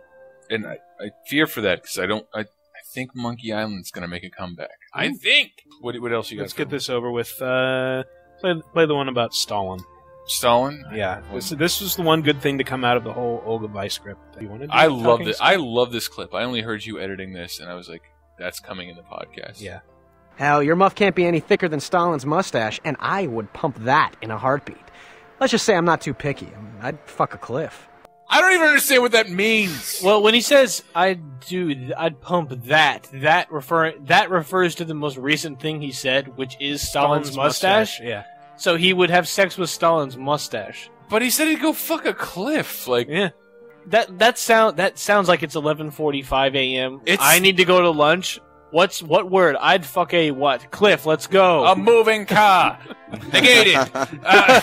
Ship that shit. I would go fuck a lake. Wrong! Yeah, if you really want to hear like some of the worst attempts at humor the game has to offer, roll the skull clip. Ew, a skull. Skull? Where? Those are creepy. I just want to say this is a skull that he's talking to. It's a skull that he's talking to? Yes. Like Hamlet? Exactly. Yeah, fine. What happened to yours? Does the fact I'm a talking skull not seem a mite unusual to you? Well, actually, now that I've gotten some FaceTime with you... Well, that's actually a gritty good one. Anyways, how do I produce sound? I have no Jesus. vocal cords, no larynx, He's no laughing at his own jokes. What about the fact That's that I a have gritty no good body? one. Why would someone put a skull in charge of a highly dangerous, ghostly horse-drawn carriage? How do I operate the reins? Genius. Oh, because you head up the operations? My goodness! Oh, wow. Why is he in a ghost carriage? What could he be doing? That he needs that.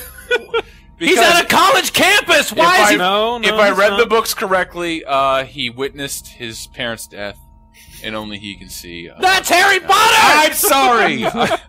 The whole thing is that he's on a film studio because Leisure Suit Larry Sr. now owns one just out of the blue. Why would they own one? And he like walks over to billboard and it's like, oh, the acid must be kicking in. I feel like I can interact with this billboard. And he falls asleep in front of it. And then he has a dream about the movies they're making. I don't know what is going on anymore. You don't have to. It doesn't Where matter. am I? Nobody will play this game. You guys have It is to read $20 and terrible. What's up, God, Paulie? read the article on Games Radar. It's terrible. You got to read the supplemental novels in between this last one. That's how you know where that's what's the Leisure it'll Suit explain Larry. everything. The Leisure Suit Larry appendices. It makes a lot more sense then. All right. Anything else? I do. I have slander towards the Gams Radar. Oh God, damn it! And I don't know how far we want to get into this, but let me just introduce it by saying... I better get a root beer here. Attaboy, Paulie. BritishGaming.co.uk has a podcast called BGB. I don't know what the second B is for. British Gaming... Podcast? Broadcast. Let's go with broadcast. Broadcast. Mm-hmm. The British Gaming... which sounds a little racist. They had, and I really do think this was a funny idea to have a game show based on deciding whether it was a Games Radar headline or a Games Daily headline.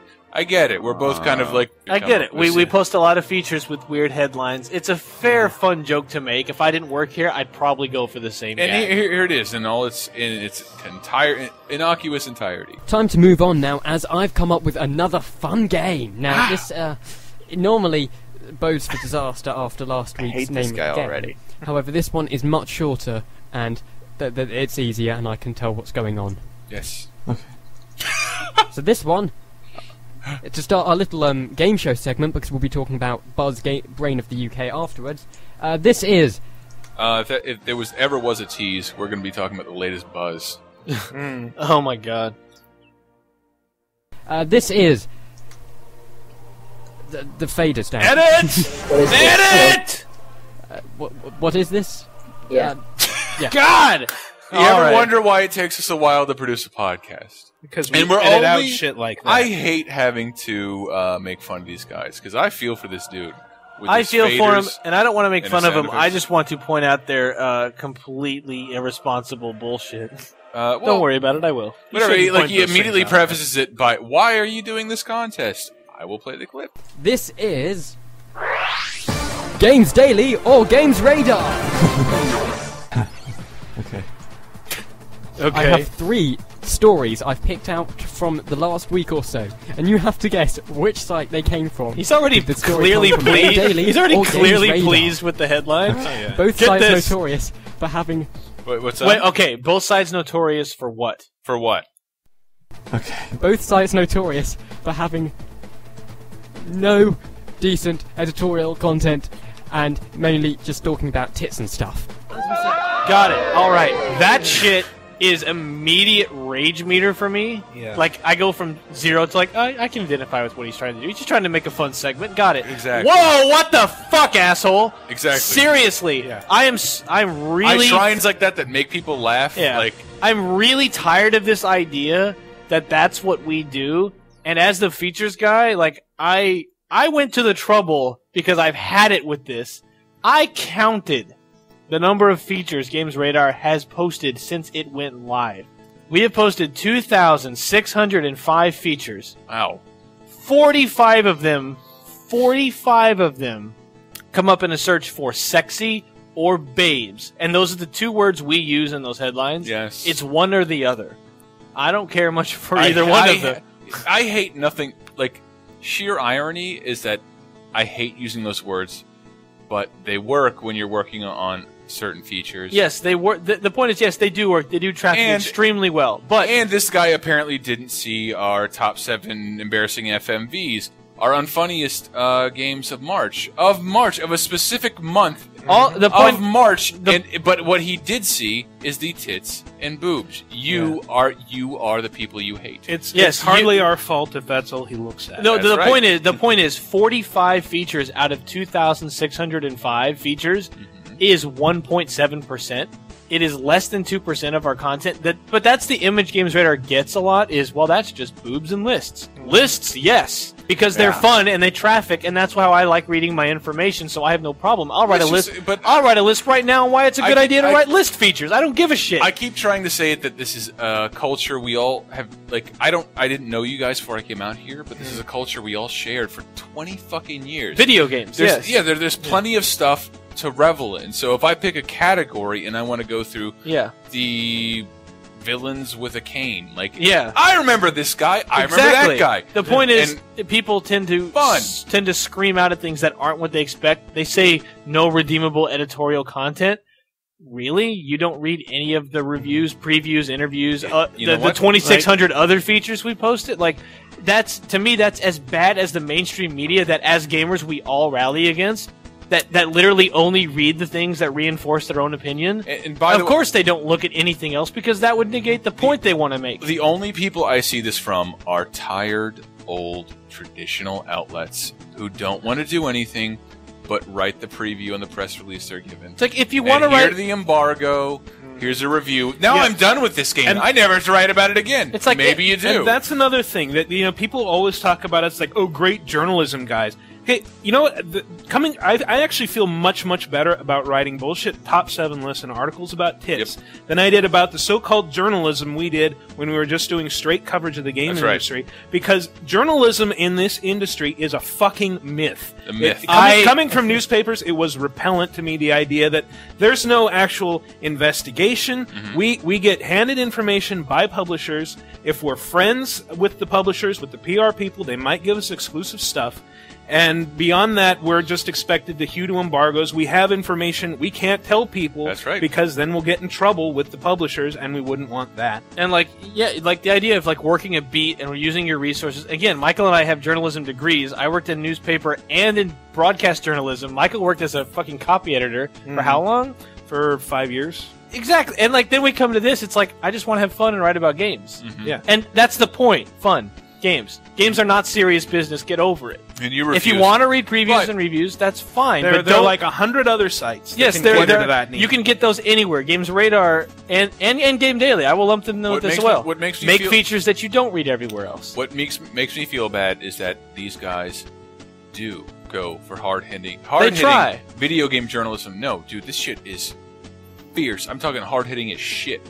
Like, I have to play this whole clip, because if I don't, I'll be doing a detriment to the game community. Okay. As we said earlier, Majora's Mask on Virtual Console. Boo. I'm just going to throw this out to you guys. Rog, take us away. Majora's Mask is one of the only Zelda games that isn't like the CDI adventures that I haven't actually played to completion. Oh, well, I was expecting you to go say that you extremely loved it at this point. Not, oh, that's interesting. Well, my dad owned it, and I played like the first dungeon, and that was it. Your dad is I say to Rogue, what's your dad doing? He says, chemistry. Yeah. Oh, that's hilarious. Hey, you know what, guys? I thought that was funny. You guys are doing traditional game journalism, and I say keep up the good work, because everything you have to say without making any opinions is really good. You should keep going. This is really good. I thought the chemistry joke was pretty funny. If you're going to throw stones, you need to be able to back up what you have, and what they have are reviews that are months out of date, with a podcast that also just talks about a game they haven't played. Yes. Like, there's no reason for that. And what they get, what people, sites like this, you British gaming at co.uk, is that you didn't really try, but you get, like, gamers are smart people, and it has a lot of intelligent followers. These are clearly intelligent people who know about games. Yeah. You're boring. You're unbelievably boring, and the fact that you can recite statistics and facts doesn't make you interesting. Everyone knows the same facts. We all grew up playing the same games. You can get on NeoGAF, and I thought that was bizarre, because I thought the whole point of being a writer was to entertain and inform people, and you and do bigger sites than you, British Gaming, don't do either. And he's like, I wrote this about. Hold on, And I made the comment on Gaff that people who work at Games Radar breathe internet hits like oxygen. Well, they've done another Week of Hate. Oh God. They've done it as Week of Hate 2009. Like, why as can't if it's a big yearly tradition to hate on everything for digs. Why can't people become immune to that stuff and just be like, no, I'm not gonna feed you internet hits. Because I people refuse. are fucking idiots. Yeah, they're idiots for wanting to be entertained. Seriously. Exactly. What does that mean? Seriously. Every website does. That's how they make money. Yeah. And it's no, not just that. The fact that, like, he thought that was a hoot. He thought that was very witty. That's not a joke. He thought that was hysterical, a witty observation, a website. Yep. Like, I don't care about. Yes, traffic. no one at IGN or GameSpot cares about their traffic. Care about, it doesn't matter. No. It doesn't matter. They don't have an entire channel devoted people to at this. ABC don't care how much traffic Lost gets. Yes, yeah. No one cares how many people are watching American Idol. It's not important. People don't care about the average amount of viewers watching Arrested Development. That's why it's still on and running to this day. Can't stand this, because I do love video games. I do believe in the proliferation of this little medium of ours. And I see sites like this who are basically doing a by-the-numbers, Everybody Loves Raymond 2.5 Men sitcom. And they get to fall back on that because they don't try to do anything different like we do. So what if we did the mediocre babes? We had mediocre in the headline. Yeah. Like the babes you barely looked at. The point... We make the effort to be funny and amusing to people who like this kind of thing. The whole mantra of the site is just everything about games. It doesn't matter if I don't want to. You know how much it sucks to be outside with these guys and accidentally make one of them laugh and be like, "You should do that," and that the boss gets wind of it because he thinks it's funny, and so does everybody else, and then it becomes a feature we have to do because we are trying to entertain. Literally people. just entertaining, and lately we've expanded more into reviews and stuff. Like we have the same context everyone else has in this industry. We know people, and now we're pushing that. That's why we got like an early review of Resident Evil 5. That's why we have exclusive with Lost Planet 2 right now. It's not just just this idea that we don't have to validate ourselves because we're doing quite well. It's just stupid when people like this make allegations and just throw shit around because it's easy to just say that. It's very easy to do. And it's extremely easy to do. It's easy to make an allegation. It's even easier to do the kind of content you guys are doing, britishgaming.co.uk. Yeah. Part of the thing is, I mean, to some extent we're rising to the bait here, but it's hard not to. And I think, speaking for myself, the big reason is that I was one of the founding members of this site. You know, we all kind of make the site what it is. We're heavily invested in it.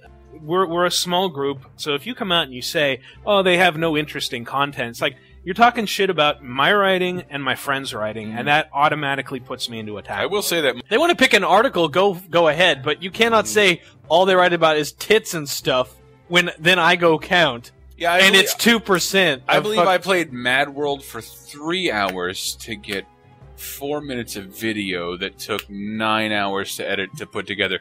What did you do exactly? Oh, I saw you did the top 10 Xbox games that aren't compatible with Xbox. yeah, which is a Wikipedia list already. Thank you. Done that already. Did that. I'm sorry. We shouldn't even be giving these guys that much time. No, we shouldn't. No. We've gone on. And I do like it's. But you know, when they say idiots, remember T-Dodge, they're talking about you. Yeah, that's right. I might sign up for their site just to hassle them in the comments because no one else is commenting on you. Yeah, but I don't think they're talking about me. Funny. They're not. They're not talking about Paul Ryan and his. Okay. What was the article called? Which one? Which one did you write last week? The girls. Oh, I wrote the top reasons it's tough to be a girl gamer. Yes. From the point of view of a guy, which was the joke. And nobody. Apparently, it was too much. Which apparently a lot of the girls didn't get. Mm-hmm. Which is really funny, and I'm sure a lot of guys didn't. The three girls on our site did not get. Yeah, well, but the thing is, I'm going to put words in your mouth. The Paul. three girls in our office got it. Yeah, they know who I am though. Right, but so I blame myself for the failure. Well, a little bit. I think reading it, what I took away from it is that it was a parody of these very patronizing articles about there are girls who play games out there. What do they like to do? What sorts of challenges do they face getting online? Yeah, yeah, and there's a shit ton of those things, and you just kind of took it to the next logical step, which is not only am I going to speak for girl gamers on their behalf because they're fragile creatures that cannot. Can barely carry the game outside to the car. Well, somebody had to step up and help them out. I'm going to be extremely patronizing to everything. The best example is the joke in it, game controllers as an issue for girl gamers. And you have an image of an Xbox 360 controller above. Which was going to be some custom art, yeah, but I decided to forget about it. It's literally just a picture of an Xbox controller that says, sadly, 2 out of 3 women can't reach the Y button. And we all had a chuckle because that was funny. And then there are comments. It's an absurd thing to say. There are comments on the article. There are I just did the comments. There are people who took that literally and are like, "What does that even mean? I'm a girl and I can reach the what?" Oh, Jesus Christ! Are you serious? There are 85 comments on the article right now, and you also say that they have to reach behind their backs in order to hit the bumpers. Well, it's difficult for women to hit all the buttons on a controller, Michael, because their bodies are different than ours, and so it's just a fun, silly article. There are girls in the office that laughed at it. It's like I understand some girls are just going to be really touchy about this. That's fine, I guess. Like you can be offended if you want, but understand it's a joke, and it's a lighthearted joke. Paul is not a raging anti-woman maniac. Don't tell them what to I'm writing. do, oppressor. Absolutely. I'm sorry, I should tell them nothing. No, you should. I should just get offended at everything and give everything credence and let everything bother me. We just did that. So that no, that's different because they're attacking my credibility. That's true. That's a different Well, thing. no, they're attacking our ability to create. My thing is just content, which is a little the more you react to jokes about your gender, jokes about your demographics, jokes about your whatever, it's like reacting to them gives them strength. If you don't react to them, they don't matter anymore. So the more they fucking fight this, I can reach the Y button. Congratulations. I thought it was funny. There were arguments on both sides where it was some people were like, oh my god, the girls, just calm down, forget about it. And like, it's not a big deal. Like, he's obviously like, you know, trying to defend you. Yeah. And at the same time, there's girls who are like, I'm totally offended by that. And neither of them are right because I just didn't. In essence, this article, Why It's Hard Being a Girl Gamer, explained by a dude, is a defense of them because you're making fun of all the exaggerated opinions, that stereotypes that are of girls in gaming, that they all have to play pink games, that they don't know how to buy a game because they're clueless. And I thought he did a great job of not using any of those stereotypes and making up your own. Yeah, he made up his own, but they're all so absurd. It's just meant as entertainment. And they still got mad. Like, women can't reach the Y button. Yes, I can. Well, we already talked about that. Oh, Yeah. oh, sorry. Coming late to the party. Back from drinking. Yeah, you're back. It says, we got one comment that says, this article is extremely condescending towards women. Oh, yeah. Little woman can't reach the Y button. Let the more able men help you. Frankly, it's quite disgusting.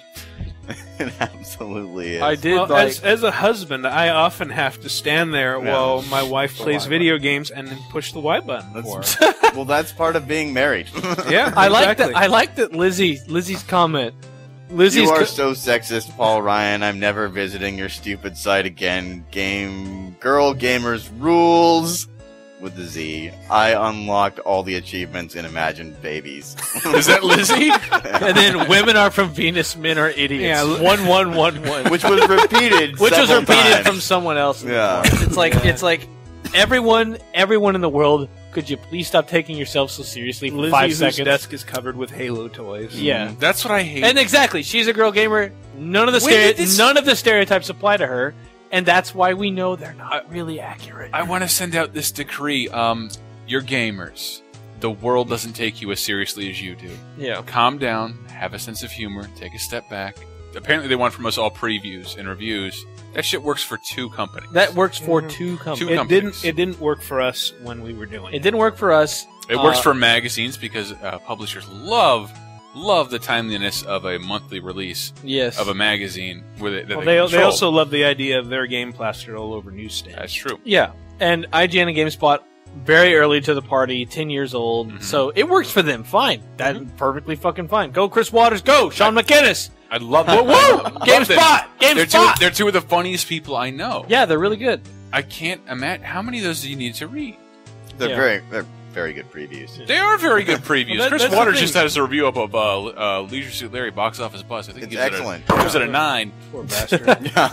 Did he? That was Did he 9.5. really? No, he did not. Oh. He did That's not give it the a very thing. good score. No rational person would come to us just to read reviews and previews when they have so many other alternatives. So we have to do something to stand out. Everybody comes And here. even now, though, our reviews, detractors our and reviews people were- come here to decry us. Their opinions are way too strong to in any way have us inform them or form their opinions for them. Yeah. Shut your mouth. All right, me specifically. Shut Not my you. mouth. All right. We should shut our mouths so we can get into some people we actually like. Let's do that. Into the 3rd segment. Which is our readers and listeners. There's a 3rd segment. There's a 3rd segment. Oh. There's a 3rd segment. Sorry, Paul. Come on, Paul. Get it up.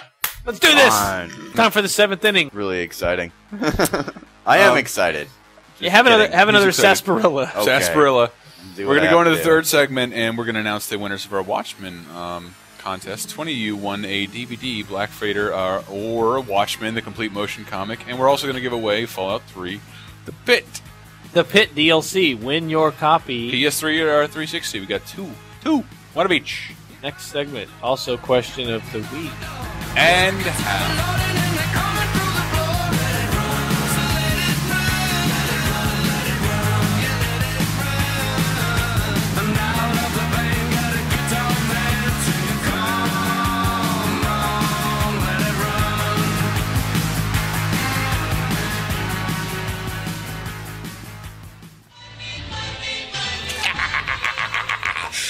everybody. It's Ted DiBiase, the $1 Million Man, and you're listening to Talk Radar on GamesRadar.com.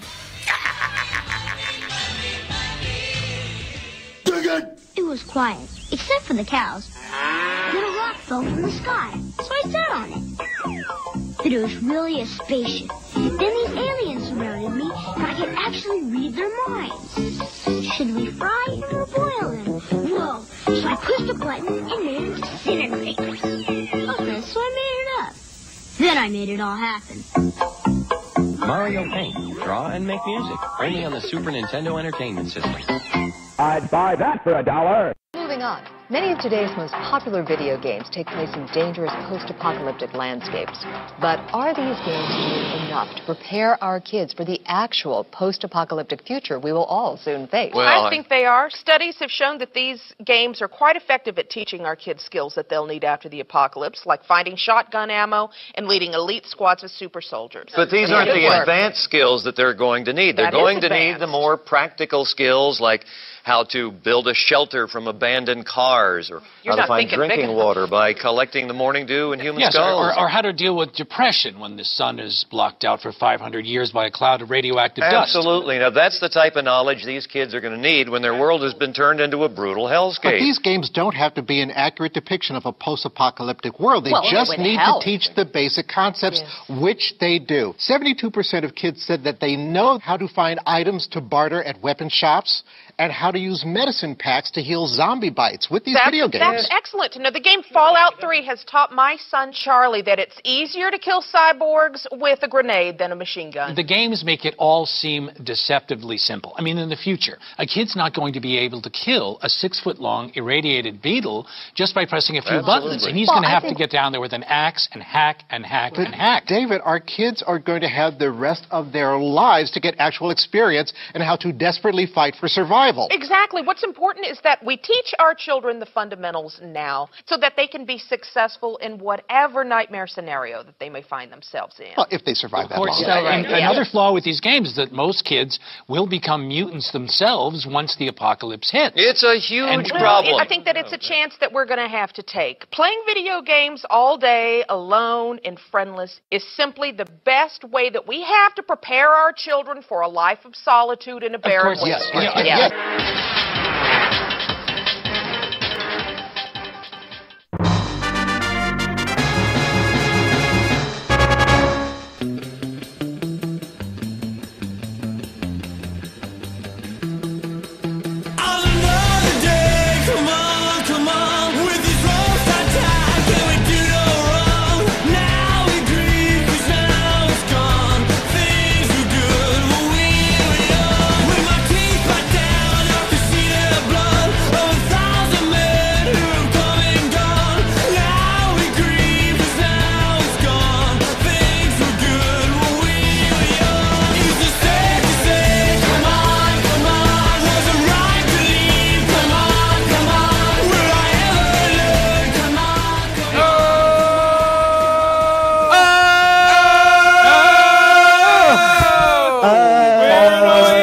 Headphones on. Third segment, Paul Ryan, join us, won't you? Paul Ryan, pretend you're involved. There he is. Yes. A little late to the party. That's exactly the sort of tepid participation we were The looking monorail for. is really... There we go. All right. I didn't sign up for a third segment. There you go. Chris. Do we get paid even more for this? I can't see it. Who made that? Creative Assess. Creative Assess. With the house that Abe Lincoln's boners built. TalkRadar. Oh, no. There you go. Check out empty. Check out the fan art forum in GamesRadar.com. Who do we have rocking on the mic right now? For the first time, technically ever.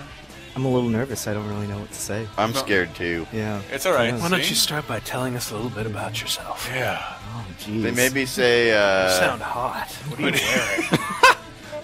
So that's, I'm wearing plaid. So you are? I am Tyler Nagata. The other Tyler. The other Tyler. Yeah. Always referred to, but never on the podcast, as T-Nag. The less wild. The less wild Tyler. Oh, Rock Band DLC. We're coming in with... I was so excited about SpongeBob and Journey last week that I forgot to mention Von Bondi's. Come on, come on. A song I very much enjoy, and it's also the theme song to Rescue Me, a show I also like. Really? I've never watched I that. didn't know it was a theme song to that. Theme song to Rescue Me. The show after Lost, I know it as. Really? Back when I watched Lost in 2000. I was going to say, it started in fall of 04. It's an FX show. Yeah. on ABC. 2019. I'm not even going to question this 2019. because the rest of it is all Toby Keith, beer for horses, all that bullshit, and the Shins new slang, which I think we've heard enough of. Which may be fun to play in Rock Band. Boom. What should we go into first? Do we have any? Let's announce some winners. Winners. We want to announce the winners. Watchmen winners. Who won a Watchmen DVD? Can I announce one? Please, Paul. I would like you to go through the list of 20. I just wanted one, actually. No. You're going to do them all. I have a great radio voice. You do. Yeah. You do. I don't know Yeah, if for you guys that- knew that. For Yeah, those Norm Macdonald sleepy on morning Quaaludes. drives. Yeah, a lot of people have told me that very often. You were just reading this sheet. Do you have sheets for the whole podcast? Yeah. Oh. Yeah, we Anybody typoed could this talk shit out that much, beforehand. man. That's Yeah, why when, we're so when witty. I ran 44, I typed up a very specific sheet so I didn't forget shit. Because when you're running, I know this now. When you're running the podcast, there's too many windows open and too much shit to keep track Flair, of. 149. Hey, there he Thank is. you. He's the first Watchmen winner. Congratulations, guy. See, Tyler, sound effects like that. I like the soundboard. All right. I do love the dolphin.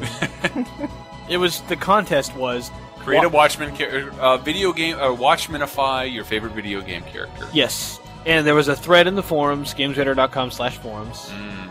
I'm going to go in order of the way that I like their names. Sure. Just don't leave any out. Yeah. Please try. Winner number 2 is Dr. Rock. That's pretty good. Dr. Rock. Winner number 3 is Manaconda. Nice. Probably should have been number 2, but I didn't see him in time. Followed by Metal Gear Flaccid. That's pretty funny. Authority on humor. You guys get that? What he did there?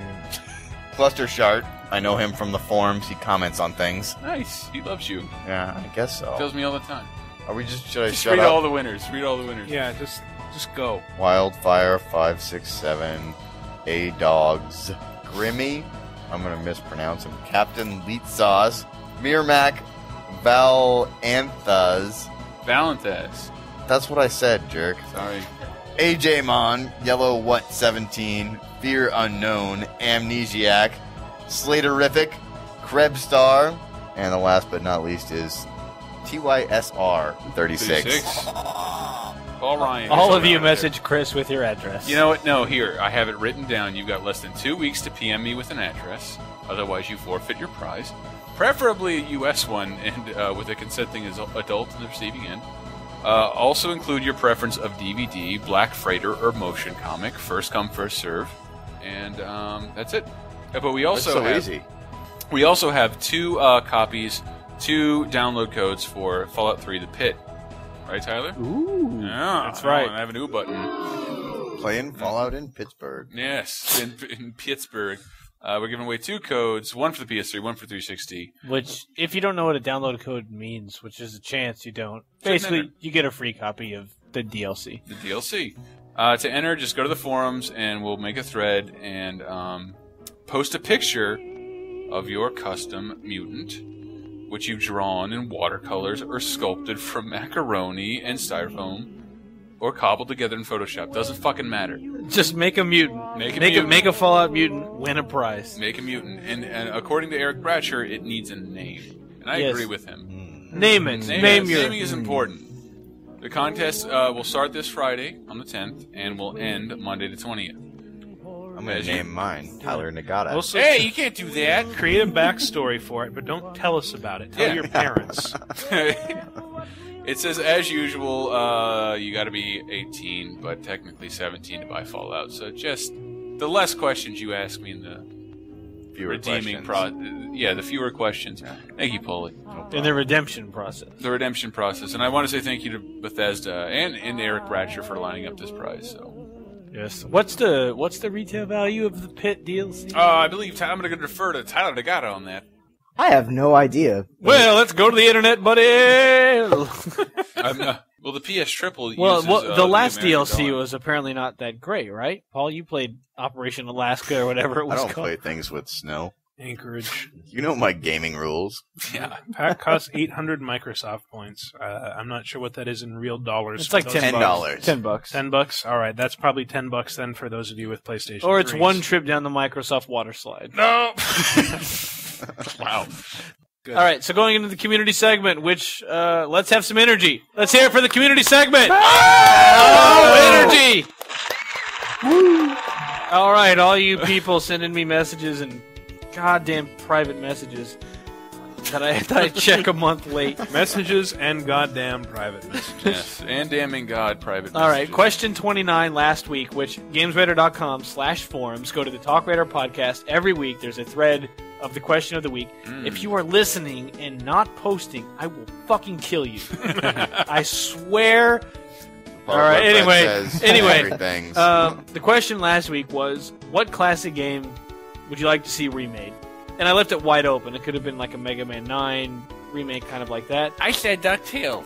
DuckTales, he wanted to see DuckTales HD. A lot of people in the forums wanted to see like an HD remix equivalent of DuckTales, which will never happen. It might happen. Never. It won't be from Capcom. That's also true. Which might happen. All right. Might.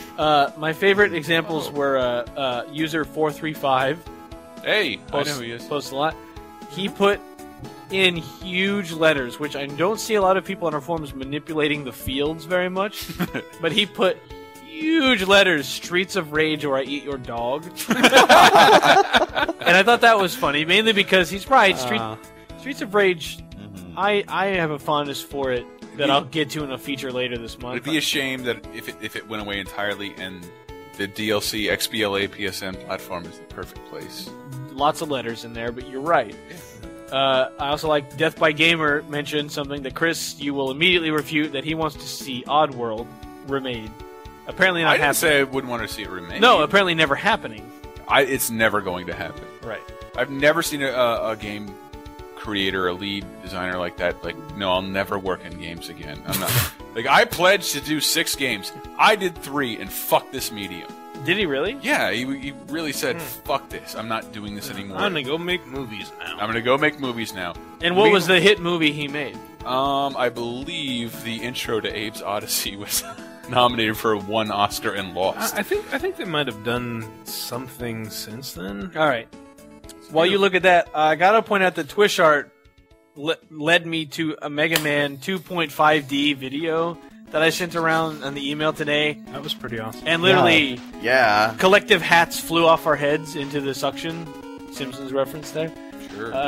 Amazing. It was really cool. It was like I would play literally a game, just NES games, just add fake-ass 3D elements to it. It made me mad about Mega Man 9. Yeah. I was just like, how come they didn't change anything? Yeah, like, just Google Mega Man. They didn't because try. Then people would have complained that, why didn't they just make a straight up NES game? I would have played that. It's true. Just Google Mega Man 2.5D and watch this video and go, I love it. Dude, Mega Man 9 was Capcom's reaction to years of fans going, what the hell is this Battle Network bullshit? I love Mega Man 9. X in 3D. Amazing game. Yes. It's great. It's a great love game. it. I played through most of it. I wish it was widescreen, but other than that, it's great. Wubbles. Wubbles. I like that name. Wubbles wants to see Thief.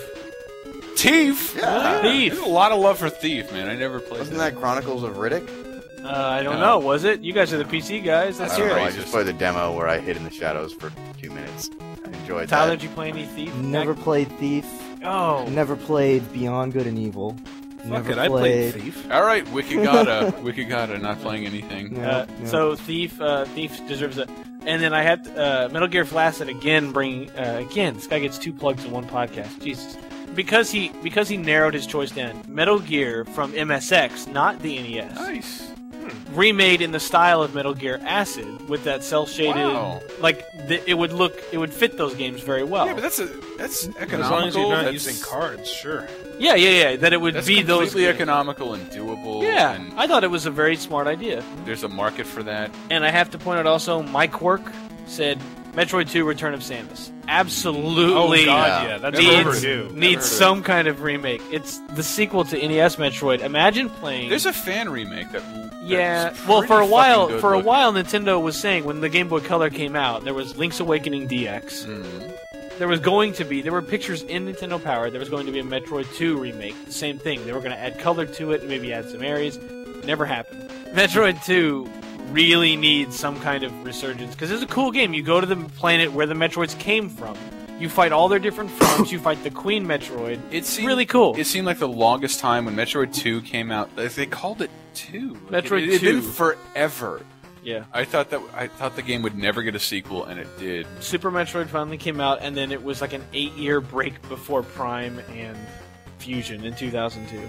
Anyway, those are the new. And then I do want to plug Charlie Gavin in his comic Silver Age Comic at Silver Age Comic. Yeah, he's written Singular.com. Who we're going to put it on the page. He keeps doing these great TalkRadar comics in black and white. And new users this week that signed in to answer question 29. Do it! Here we go. Go. Viper LS. Hey.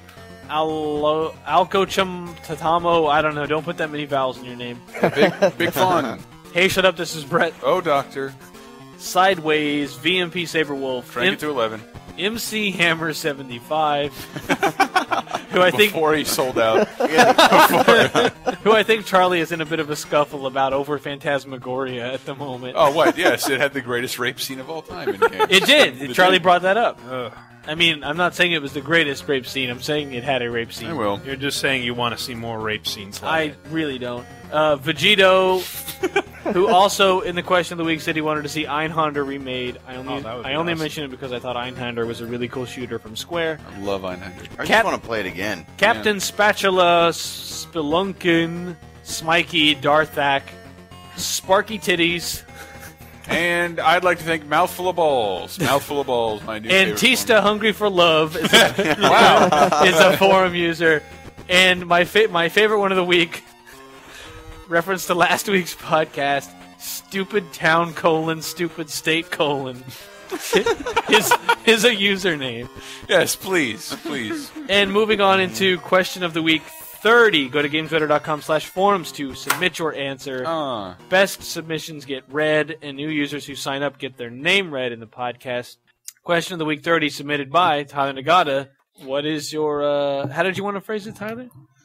I was thinking your most memorable arcade experience. Yeah, experience. Yeah, your most memorable arcade memory, experience, or whatever. Right. Because they're dead now. Yeah, they're kind of dead. Yeah. So if you're really young, you may not even have one unless it's like at a bowling alley. I think you'll have one. There's arcades places. They were around. If it's not great, but like just the idea of one. the arcade now is like the 3 games at a movie theater. Yeah, but the younger you are, dude, the movie theater I went back to in my hometown just got rid of their arcade machines. Right. No, I don't have a memory of going to an arcade and hanging out in an arcade. And, you're like 8 like though. Just games. Yeah, I am only 14 years old. Like 18. You hadn't seen a video game since the PS2. Vice City was your. I first had game like ever. 6 birthday parties at an arcade. Yes. Like it was, I don't know. It was significant. Arcades were a big goddamn deal. That's where you went to play. Then the cool games you were going to play next year on the console. You're the oldest person I know. Chris is older. That's where by a couple months. That's where Michael's older. That's where all my allowance went in. For example, I have 2 that I'd say my greatest. I beat Sonic Blast Man new in front of a crowd of people. The punching one. Yeah. Where you wind up and literally punched a boxing. Where you punched a boxing glove. The SNES one doesn't count. No, because that was a Final Fight ripoff. Yeah. And no, I punched really, really hard as a young boy, kind of taking a long running start.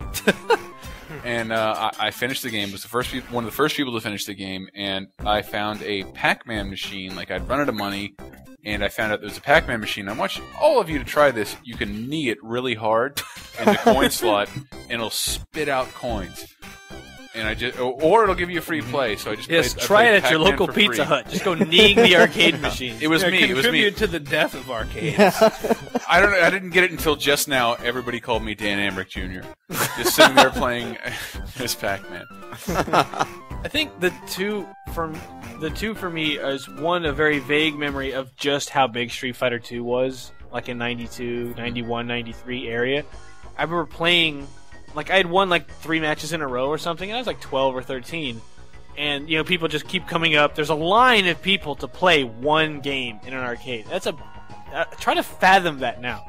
And I remember when I finally lost, I always play as Blanca, and some douchebag as Guile fucking beat me. what he's supposed to do. I hate that guy. Fucking Guile. But he won, and I turn around like, oh, I lost. I turn around to leave. Like, I'm just going to walk away. Someone will probably walk up and take my space, or this guy will keep playing the game normally. I turn around. I literally bump face first into somebody's chest, not only because I'm younger and these older people are all watching, like probably our age now, like, but there was a crowd around one arcade unit. Not on a big screen, nothing, just people, who's winning? Oh my god, what'd he do? Like, that many people crowded around one arcade machine, and I had to, like, excuse me, pardon me, I gotta go. Let me lose with dignity. Yeah, and it's just like, that's how many people were around one shitty bowling alley arcade machine. This wasn't even a proper arcade. This was just like 6 games in a bowling alley. That's how big Street Fighter 2 was. Sad thing is, in our area of the world, it was kind of a proper arcade. Yeah. It was like one arcade better than the bowling alley. Yeah, there was. It was called Challenges. Yeah. What? Tilt. The other one I remember is playing Tekken 2, and some kid beat one of my friends, and I was pretty fucking good with Armor King. So I ran up to this kid. I'm like, hey, mind if I play you? Sure. And at this point, I'm older, and that kid is now the age I was at Street Fighter 2. I beat the fuck out of this little kid, right?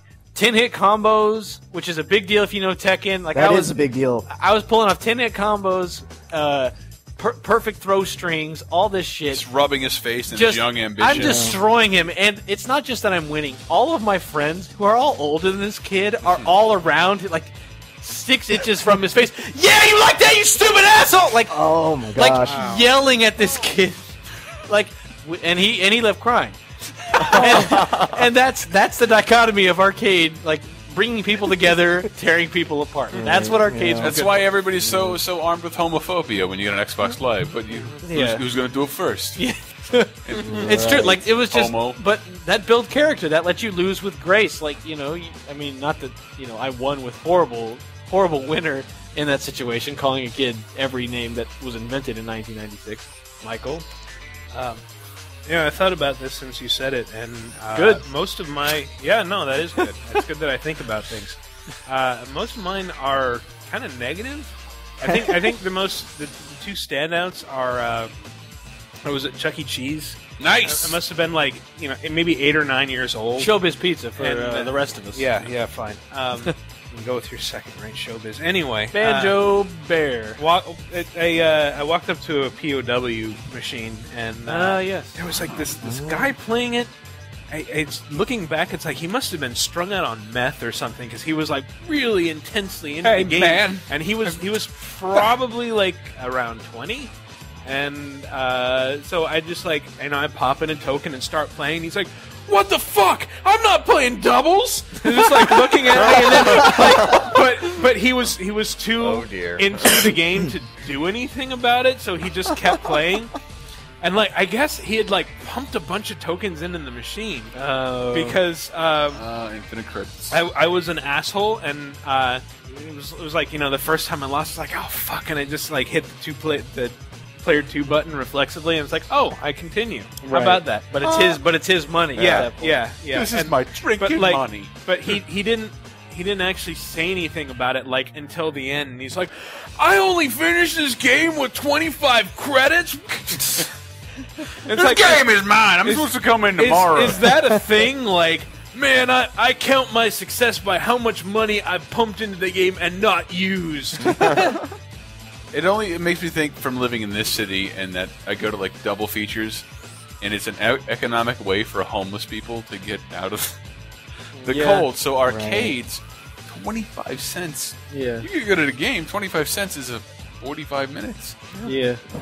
And the other one is that I was playing Mortal Kombat 2, and this was a couple months after the Super NES version had come out, and so I was already pretty good at it, and I'm playing single player, and this little kid comes up, pops in a token, and starts playing, and I'm playing as Johnny Cage, and I beat him really easily, and I did the fatality where you punch off his head 3 times. Right. Yeah. And this kid just kind of stared at me for a second, just this vaguely heartbroken expression, and then wandered off.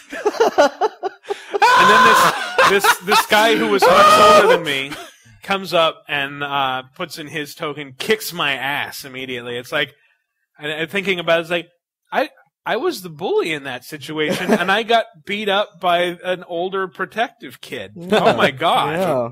Oh, I miss them only because it's harder for people. That's a shared experience people can't have now. It is. I can't relate to someone who's like 20 years younger than me, like arcades, man. And I don't play much PC anymore, and everybody on mic on Xbox Live, like, I would kick your ass if you said that to me. Oh yeah, that's the other thing, is arcades meant you could not instigate shit because you think you want to talk shit over Xbox Live, you would think twice if you're looking at the person, and people would get into fights over this shit, and it's just a lot of cowardice takes effect in Xbox Live, PSN, wherever you're talking. Anyone else? Xbox Paulie? Arcade stores? Tyler? Well, for me, I have all these great arcade memories, but it's because I lived right down the street from this awful, terrible, nasty, dirty, disgusting 24-hour arcade, which was great. Most of them were all like stained and smelly. Most of them were lit like a casino, so you could never see how dirty they were. The place I went to was called Kaimuki Q. Wow. And it was in my Father's Day. Yeah, when my Father's Day, it was a pool hall proper. Oh right. But by the time I was, you know, of the age to walk down the street and catch the bus and whatnot, you know, it had transformed into this gigantic arcade. We're gonna go with the times to get some mappy lanes. It was a terrible. You could buy cigarettes and vending machines there. Nice. You could buy. They had a soda machine with Jolt Cola. Nice. Remember those? Wow. Condoms in the bathroom. Nice. Of course. They had For all that illegal sex you're not gonna have. Yeah, I know. hanging out All in the that arcade. sex you're not going to have when you're 7. You know what I mean? booklet. Yeah, it was a dirty place, and I was so fascinated by it as like an elementary school student. And there was even this illegal pachinko parlor in the back where if you knew the secret knock, like they'd let you in. 55 borals. But it was this awful, awful place. Like terrible things happened there. Like I remember, like when Street Fighter was really popular. Yeah. This crowd of naughty older teenagers crowded around one machine and broke the lock off with one of those clippers. We did that. And I own several Neo Geo cartridges to this day that are white branded with black text because they're stolen out of arcade machines. I remember once I was playing. Remember that Michael Jackson arcade that was game? awesome. I was playing that, and then to the left of me, this couple got in an argument, and then the woman just slapped the guy, and the guy just slapped her back. That's unacceptable. You don't slap men. Yeah. You can't do anything about it though because you're playing the arcade. Yeah, and I'm a little kid at the time. You know, 25 cents is a big You can't deal. walk away from that. You have to focus on the There's game no even pause. more. I couldn't protect her by beating him at Mortal Kombat. You never know. You could have shown him the way. Sir, please stop hitting your girlfriend. I challenge you. Please To hit Liu Michael Kang Jackson. instead of your fiance. This is the dirtiest, grossest place, and now it's a dim sum restaurant. Nice. That's delicious. Though. Where? What city is this? It's in Honolulu, Hawaii. Honolulu, Hawaii. In an area dim called sum. Kaimuki. Kaimuki Q is now a dim sum restaurant. Arcade memories. Yeah. Paul, any arcade memories? Even though you've never been in one. I've never been in a real arcade. I have for a couple of times. I've been in an arcade with you. Shut the fuck up. You have not. I In have 4th too. grade, I got invited to Francis' birthday at Nice. an arcade in Great America Mall, and it was kind of lame because Francis was a weird kid. But my best arcade memory has nothing to do with that. Wow. You threw us for a loop. Yeah, I was throwing you off. Uh-oh. Me and my buddy Walter back in high school, we used to get into arguments over who was better at Street Fighter, and this was after Street Fighter 2. This was like Capcom versus SNK 2, and they had an arcade machine in Laval's Pizzeria, which used to be under Tower Records, and it's now a coffee shop under... All right, old man time. Let's go. Yeah, that's when you know you're getting older, when you're talking about buildings that don't exist Tyler anymore. got to tell his whole story. I I don't know. When we were playing Capcom, we've had like $10 on the line because we were talking so much shit all day, and it was ridiculous. And we finally go and play, and it's real obvious immediately I am going to lose this match. And I picked Blanca, he picked Ken, and it was just bad. Like I barely hit him the first round, and the second round is going, and I'm down to about half my life bar is gone, and the game freezes. Oh, that sucks. No, it was great. But I've never seen a fucking arcade game freeze. It was like done, end of game. And so I was like, I was about to unleash, I was really going to start trying. Oh, you didn't see my super meter. Yeah, I but was it's just all the messing way with you the up. whole time. We never played again. But I thought of another one because this made me really sad. and depressed because you said you could walk to an arcade. Yeah. I walked to an arcade once from my house. And I couldn't even walk. It was too It spread was out. 3 hours, and there was a time when they built a movie theater and an arcade and a miniature golf course next to our house. Lasted 6 months. I wrote this in a really long fucking English major paper. It was this mecca of exactly what I was into at the age. Nobody cares if Chris talks about school. The age of 13 years old. That's all Chris does. And it went bust in 6 months. The golf course shut down, and they didn't just shut it down. But like someone came in and kicked every remnant of a golf course to build nothing. I've seen that. All gone. And so like I was delivering Chinese food 5 years later and watching this thing I loved get bulldozed. And it was unbelievably depressed. Like my eyes are agape, and I'm watching everything I loved get destroyed. And I was extremely distraught. And then I saw this dog with the biggest balls I've ever seen. And here we go. And they're 1 foot from the ground. No. They're like 2 inches from the ground. It's a little pit bull, and he sits, and it's like he's sitting on maybe a small beanbag chair. And I'm like, oh, he's not sitting, he's taking a dump. And I watched this dog for 2 minutes take a dump on its own balls. as my greatest childhood memories were destroyed by bulldozers. And it almost balanced out. Just like to remind everybody, the question is, what was your greatest arcade memory? It was an arcade. It was an arcade being pulled. What are you talking about? This arcade was in one of those, what do you call those kaleidoscopic domes? Like, it was huge. Right. It was very ambitious, and it was dead in 6 months. And like, they never, for 6-7 years, they never removed it. It just sat there. Right. I know what you mean. If Like, I had a ball and a putter, I could go do the mini golf course. Exactly. Yeah. There's a skating rink that's been in like the town next to my hometown. I had my 4th birthday party there. That skating rink is still there. Yep. It hasn't been open for 20-something years. It's just there. What do you do with it? Show tractors? Like, it's not worth it to anybody. Yeah. All right. I'm sorry. I just wanted to get the dog shitting on a dog because they were so bright pink and they were clearly ruined by this dog's runny shits. What was the owner? Was the owner just like looking on and smiling? Have you ever, like, as a delivery driver, I saw a lot of dogs shit, and it's always funny. and people hate it when you laugh at your as a delivery driver. Their dog's shitting because I guess I can't be in that perspective as someone on the road. Right. But hearing the Doppler effect of someone, ah! Like, it's gotta suck. All right, Teases.